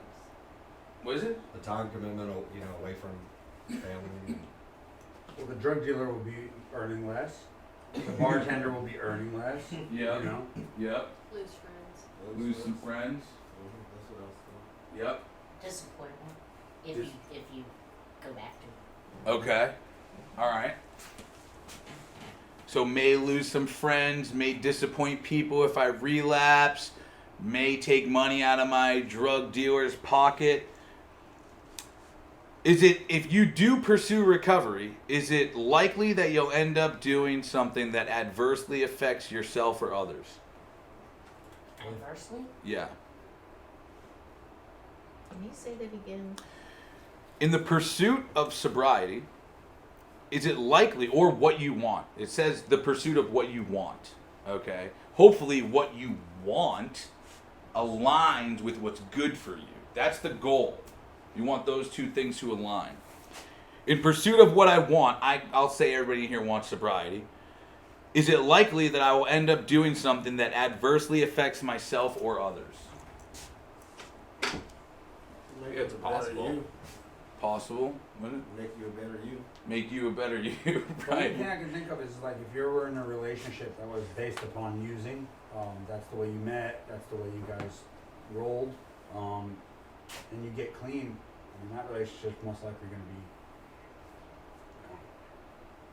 So That's a harsh reality. That's adversely affecting the other person a lot more than you, or really not even you at all. And that might be... Because they could even go further into addiction, is what I mean. For sure. Or find a fucking another drug that's whatever. You know what I mean? And some people don't want to turn their perspective over to that. Right. No, I don't want to think that's right. I don't want to think that's true. That's not true. So they deny, they justify, they respond to these situations instead of like maybe not like saying what is true and what's not true, but how about you just sit with the idea. Yeah. Imagine. Just imagine. You know what I mean? Just think about it. Come to a decision because it's not an impulsive one. It is a decision. What I was going to say is like, for the friends and family that you have that don't understand addiction, right? They don't have any background. Because you have to make sobriety your number one priority, it can potentially take away from those relationships, have an impact on those relationships, and could potentially, hurt feelings or, make them feel like they're not as important to you because you're prioritizing sobriety. Mm-hmm. Does that make sense? Yes. Would you rather hurt someone's feeling because you're seeking recovery or hurt someone's feeling because you're seeking drugs and alcohol? Right. Oh, totally, yeah. I mean, I'm just saying that's potentially a negative consequence. It is. Yeah. And I'm saying it is. Yeah. And now, whether that is in pursuit of recovery, like that's the thing. There is going to be a decision made. Like that's what I'm saying, right? That feeling may exist regardless of which way you go. So if I go this way, the feeling may be a lot more intense and my moral standing on that decision may not be one I want to stand on. Instead of going this way where, yeah, I'll still feel that feeling, it won't be as bad, and at least the feeling will be on something that's good for me. I'm not like, bro, okay, I understand, I'm going to a meeting. I'm not going to the liquor store. This is me, this is the way that I would respond, right? Not going to the liquor store, not going to get high, just going to a meeting. Totally understand. Thank you for supporting me over these next 3 months while I do my 90 and 90. After that, maybe I'll have more time, more flexibility to be here for you. But this is a really important time in my life, and I need your support in this way, So I love you and thank you, and I love communicating and having this conversation, but this is just really important to me. And I think it's important for you and the family as well. And it's like that. You're not you're defending health. Right. Yeah, well, it's interesting that you said that like that because of just like in a relationship like that, once you're in your active addiction, you give control over not only to your addiction but over to the other person because the other person has to make up from where you're not interacting and you're not giving to the relationship, and then once you start getting clean, then you're trying to assert yourself and get some of that control back, but they could have resentment about trying to get that control back because they've been so used to doing it for so long. And I have to turn my will over to that. Like I need to, in addition to like turning my will over, if this is what I want to do, if this is the plan that me and my therapist and everything has come to, I need to turn my will over to how people are going to respond. Yeah, it's like you become a healthy, empowered individual making good decisions, but this person who's been riding with you has been like used to making some decisions and kind of being dominant because you're just kind of worried about your booze and your drugs, and all of a sudden it's like they build up some resentment. It's like, where the fuck did you come from? Why get off of your high horse? Yeah. And you're like, whoa, I think I'm doing everything right. Am I doing everything right? And then you start questioning that shit, and then it's like, what? Yeah, and that's tough. Yeah. But you gotta know that this is part of the game. That's it. Not saying that is going to be a part of your game, right. But this could. I mean, if that's your story, if that's what's going on in your life, then I need to accept and own that is what my addiction has done. It's like, why are you opening the bills? What do you mean? I opened them and I paid them too. Guess what? The fuck? Yeah. Yeah, and it's like, I didn't know I couldn't do that. You open the mail now? Now, will I have to compromise any of my principles to achieve this goal? So through achieving sobriety, trying to follow through with my treatment plan or whatever? Am I gonna have to be dishonest, cruel, disloyal? Like, am I gonna have to do anything like that? No. Like, you're not gonna have to lie to say you're going to a meeting. Like, if you choose this way, you're not gonna have to lie. If I go this way, are you gonna have to sacrifice some principles? Yep. In certain professional circles, but it's not healthy. I recommend against it. I've tried it this way, but in certain professional circles, I would hide the fact that I was an alcoholic and an addict and go to meetings. You know, like we would go to company seminar in Vegas or Arizona or something, and everyone would get together to go drink, you know, afterwards. And I would make sure I had a meeting to go to, like somewhere. And they're like, it was weird. And then somebody got wind of it, and it came out behind my back that that's where I was going. Of course, nothing bad happened of it. My boss was, but then there was like some, you know. So I just recommend transparency. This time around, that's the way. I'm blessed to have a work situation where I can be transparent about it because my boss is a recovered person. But I've gone that way, and it's not good. Having to be like kind of snaky and conniving about your recovery. It doesn't feel. It's like it's fucking. It's a mind fuck, you know. Because, and then what do you think might happen from a long? Well, I relapsed, so fuck it. I had a therapist at Sierra Tucson. She actually told me to not tell my boss.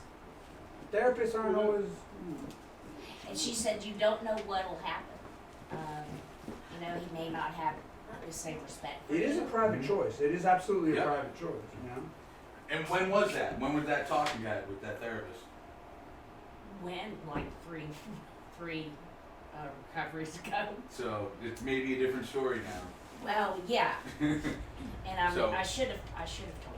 Because he suspected anyway. Mhm. All of a sudden I disappear for a month.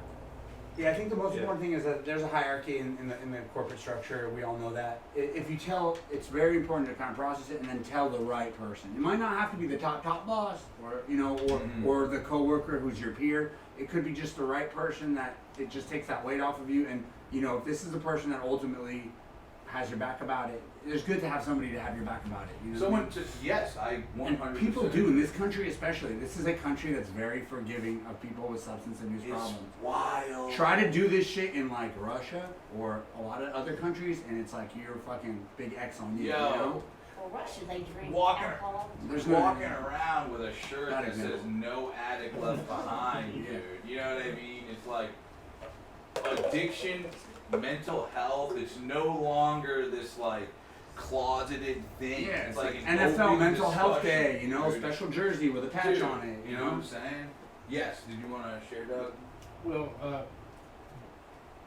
as far as being dishonest, I think there's a point where you have to come clean, but then looking for a job, initially, you know, you don't have to tell someone that the reason you have this month-long non-work is because of recovery. Yeah. Professional I mean, development. you know, concept. You can say, I think, I mean, correct me if I'm wrong, but you know, I'm under the doctor's care, I've been seeking help, I mean, but then they're going to read into it either way. I mean, you can just come out and say it, or they're going to go, oh, so if you won't say that my leg fell off, then, but you say vaguely that I'm seeking physical help, or, you know what I'm saying? Mhm. Yeah. So at what point do you go, okay, It's well, tricky. here's what's really, you have to decide, is this the right moment to say, well, the help that I was getting is, I was in therapy. Mhm. My counselor said to say it was depression, which it was. I Mhm. mean, it's part of it, but it wasn't all of it. Tracy knows, she said, what did you do, Tracy? Hi. I'm basically at that point in my life and so sick of being in active addiction that I could care less. I know, Who knows Tracy. if I'm in recovery or not. With my job interviews, I didn't bring it up. Nothing was brought up. It was all about me, my work, you know, personality, that type of thing.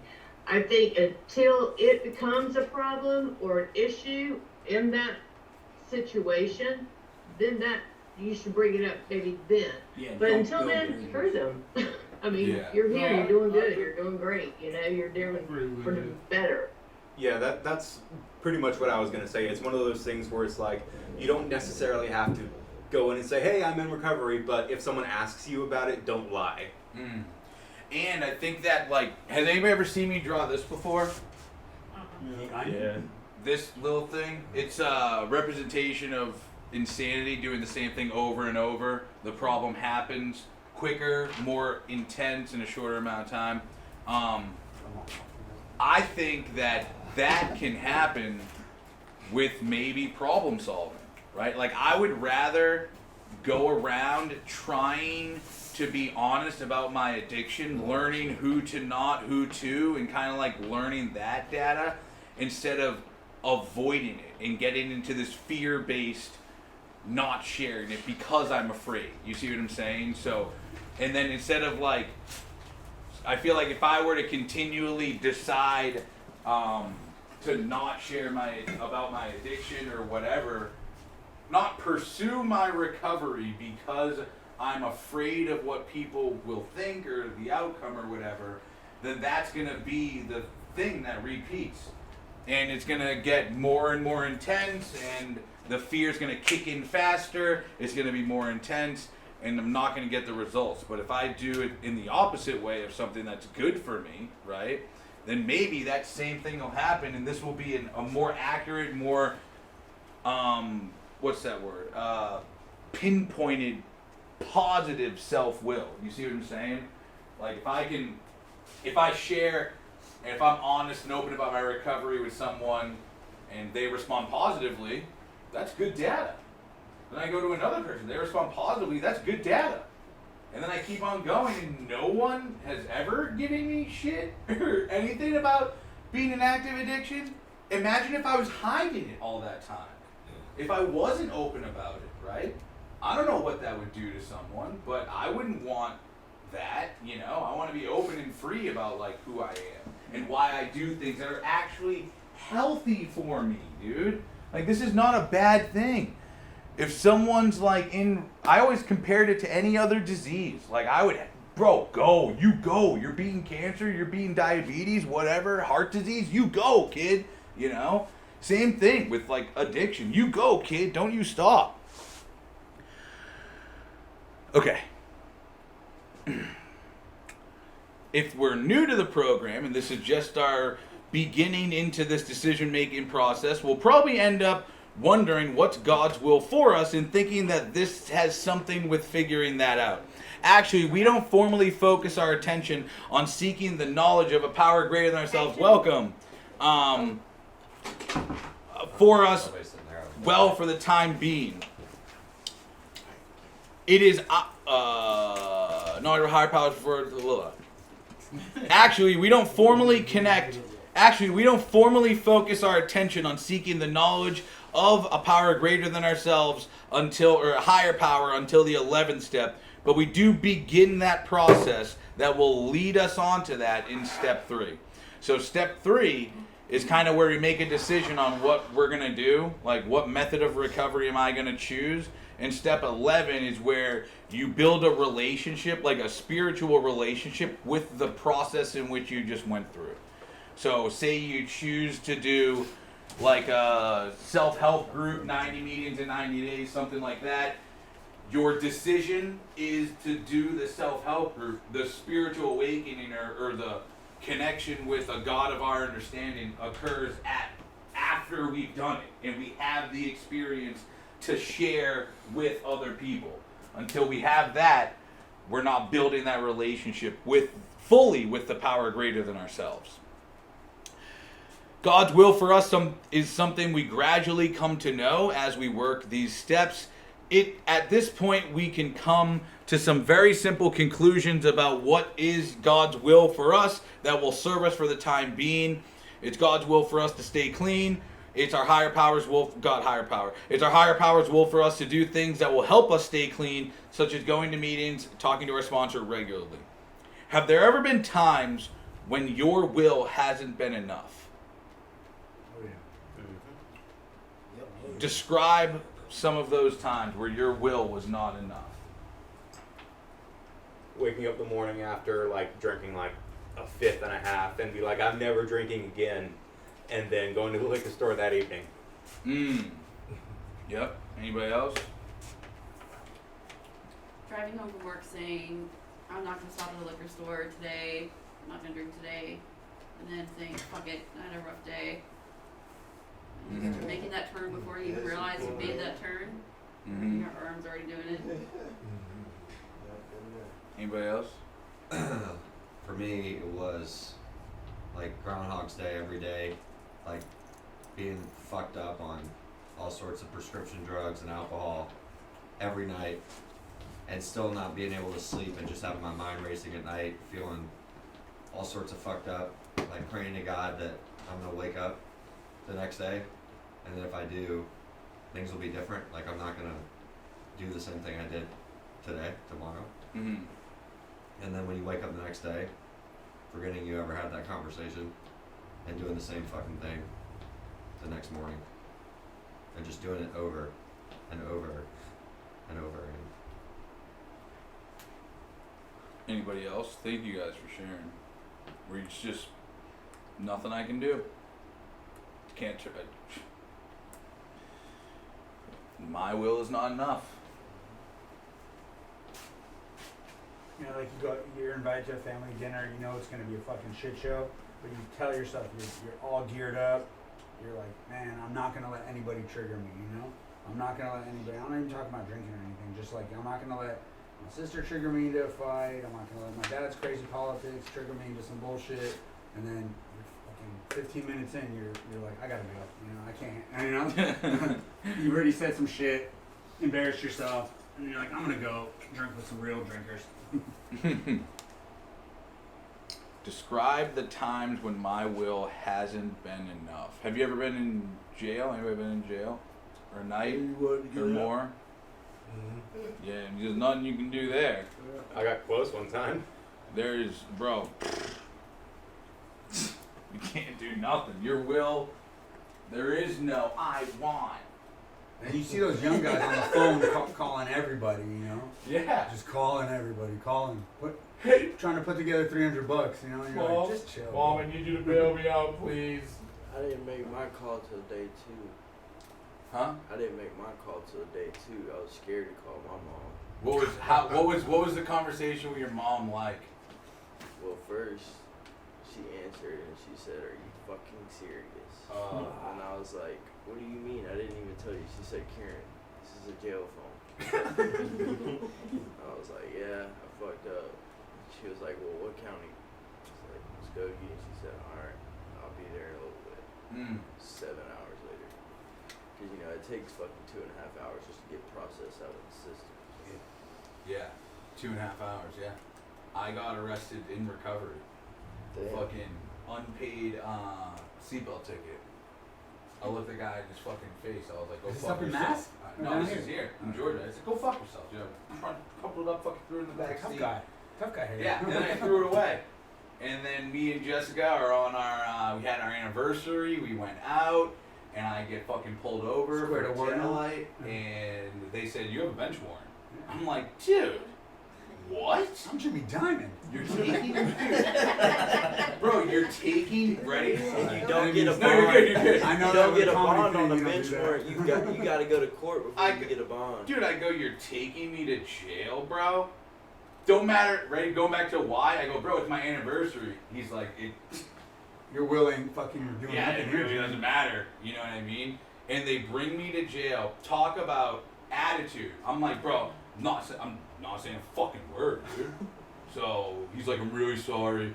The guy was like apologizing the whole fucking time. And we get all the way to the police place, and they're all like, hey, how you feeling? They wanted to make sure like I didn't have COVID and shit like that. I told them I'm coughing. So yeah, I'm coughing, dude. I'm hot. And then they were like, I go, thank God you got me out of here, because the police officer that drove here was farting the whole time. And he was like, what? I was like, yeah, farting the whole time. Check it out, the windows are open. So I'm just being sarcastic, not you know what I mean? Just can't turn my will over to the process. Gotta make jokes. Gotta be funny guy. And this and that. And it took 2.5 hours. Yeah, that's exactly how long it took. And I got out. You know what the difference is?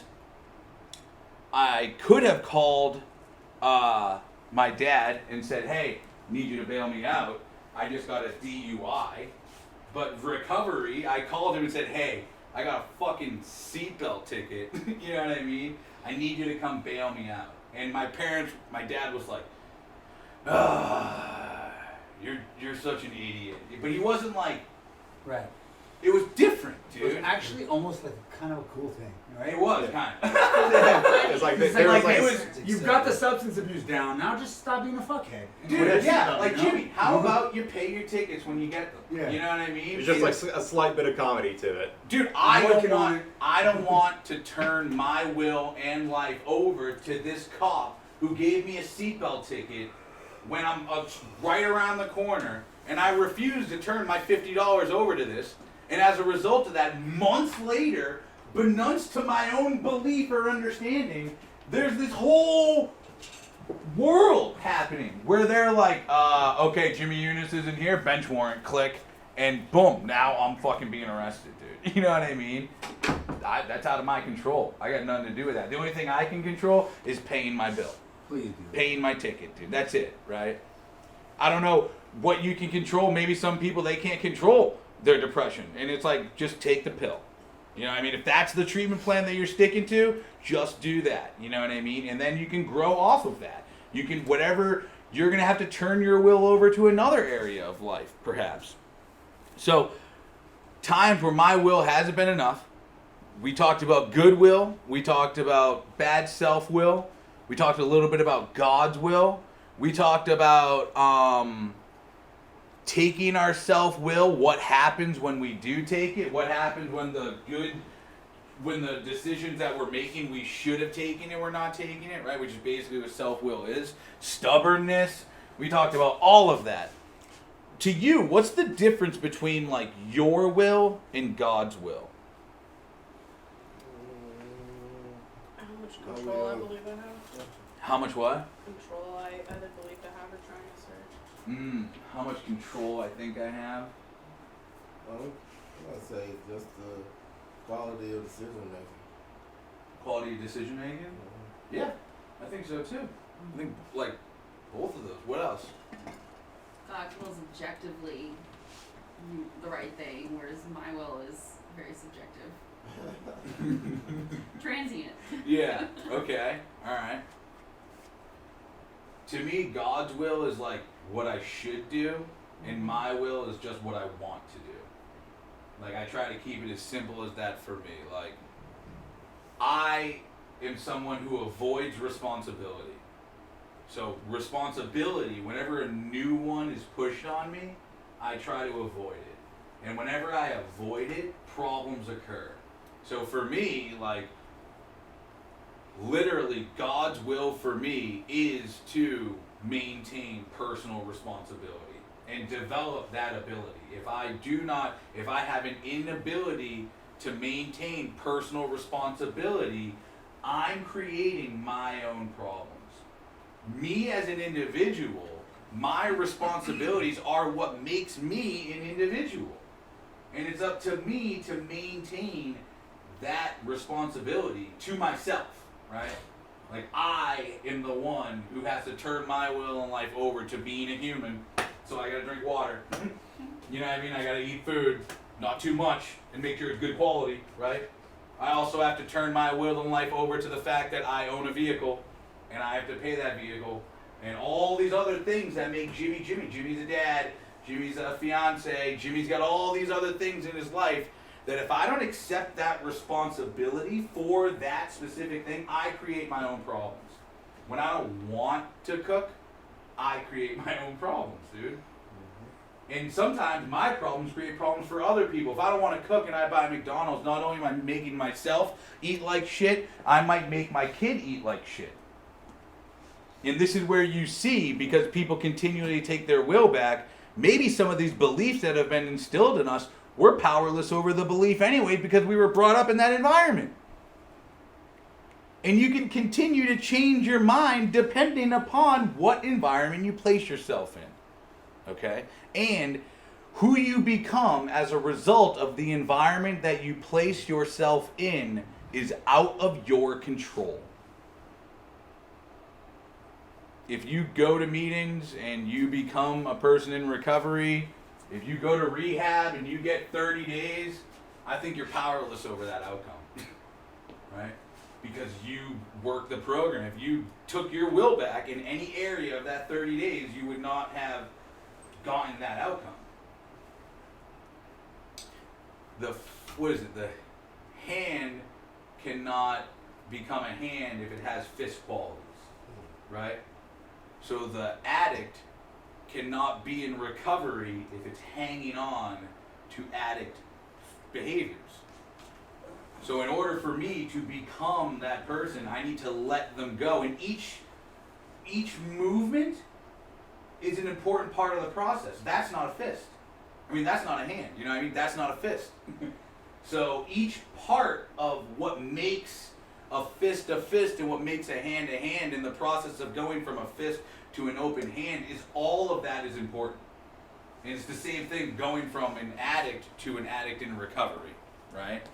Going from a person who struggles with addiction to a person who's recovering from addiction. So I'm the one who has to turn my life and will over to that process. That process is not going to happen overnight. That process is not going to be easily done from the comfort of your bed. And that process is going to have to be done by you. We are the ones who are going to have to do that process, have this change, and experience all of it. Have there been times in my recovery where I found myself subtly taking my will and my life back? Let me read this, and then I'll ask you that again. At some point in our recovery, and this is what we've been talking about, all right? At some point in our recovery, we may find that we have somehow shifted from trying to align our will with our higher powers to running on self-will. So this is about us having the willingness, and then somewhere along the way, we start to take our will back. This happens so slowly and subtly that we hardly even notice. It seems as though we're especially vulnerable to self-will when things are going well. Yes. It's broads, Jimmy, it's broads. We cross the fine. Oh, We cross the fine line that divides humble and honest pursuit of goals from subtle manipulation and forced results. We find ourselves going a little too far in a discussion to convince someone that we're right. We find ourselves holding on to something just a little too long. We suddenly realize we haven't contacted our sponsor in a while. We feel a quiet, almost subconscious discomfort that will alert us to this subtle shift away from recovery if we listen. Let me ask again. Have there been times in my recovery when I found myself subtly taking my will and my life back? What have I done? Well, what's an example of that? Like, that's like the curfew thing. You know what I mean? Like the person who's, dude, my program's awesome. I go to group every day. I piss in the cup all the time. I'm late for curfew one time. That's taking my will back. In the smallest little degree. You see what I'm saying? It's so small and minute and insidious that people think that decisions like that don't even matter. But that is a way of us, like we're saying, getting a little taste of control, a little taste of taking my will back, and maybe making me feel different than or better than or whatever the case may be. Anybody have an example of that? Yes. I'm struggling with the sponsor situation in my own mind.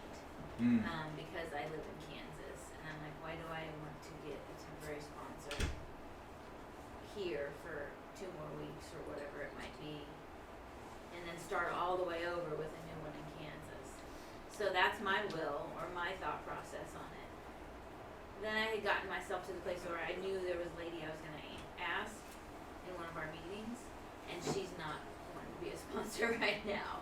So I'm like, okay,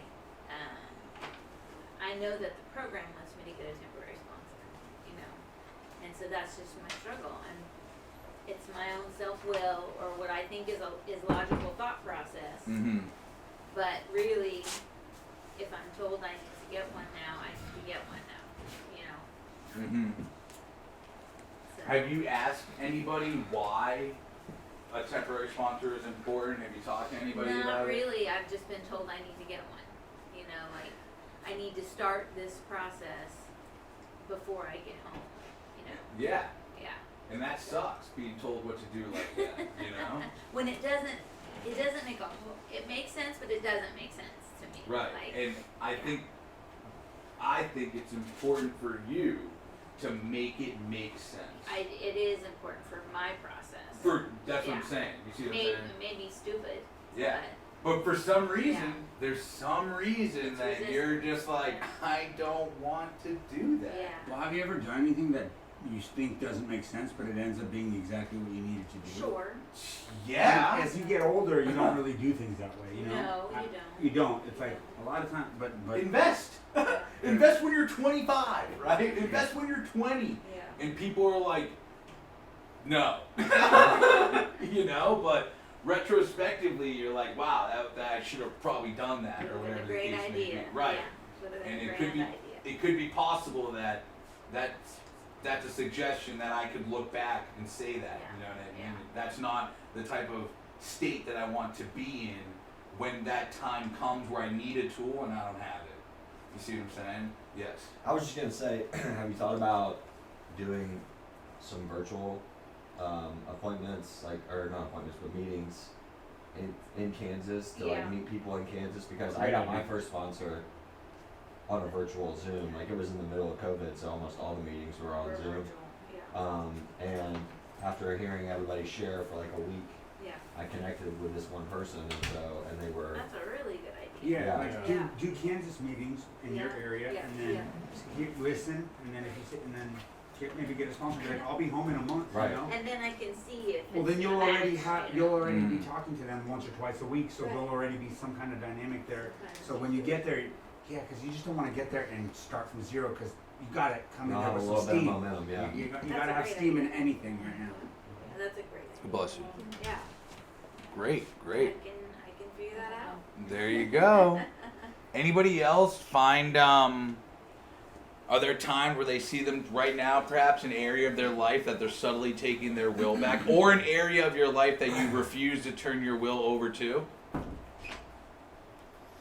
Just for the sake of sharing, I'll just share that, like, I'm doing a bit of carrying on with female friends, let's say, which I know is totally my will, totally off of my, I mean, I'm all invested into this program. I'm doing everything. I'm doing the sober living. I'm doing and I got a sponsor. I'm doing the work. Everyone's telling me, people with 30 years of sobriety, they're like, this is bad. Yeah, and then I'm just like, and then I'm not lying to my sponsor. I'm telling him straight to his face. I'm carrying on, and he's like, yeah, you gotta get the reverse going and all that, and get your exit strategy lined up. And I'm like, no, and then I'm trying to get all this intel to fit what I already want, I'm like, well, dig deep, tell me, there's got to be a guy that you sponsored that's done this and it's worked out, And he's like, look, even if there was, I wouldn't tell you that. And second of all, what rings out is like the 97 that did it, you know what I mean? So I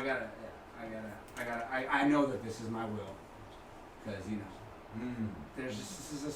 this is a short period of my life where I gotta kind of do these things that I don't want to do necessarily, But of course, I have a million justifications, filling up my loneliness needs. We're talking about recovery. I'm helping her.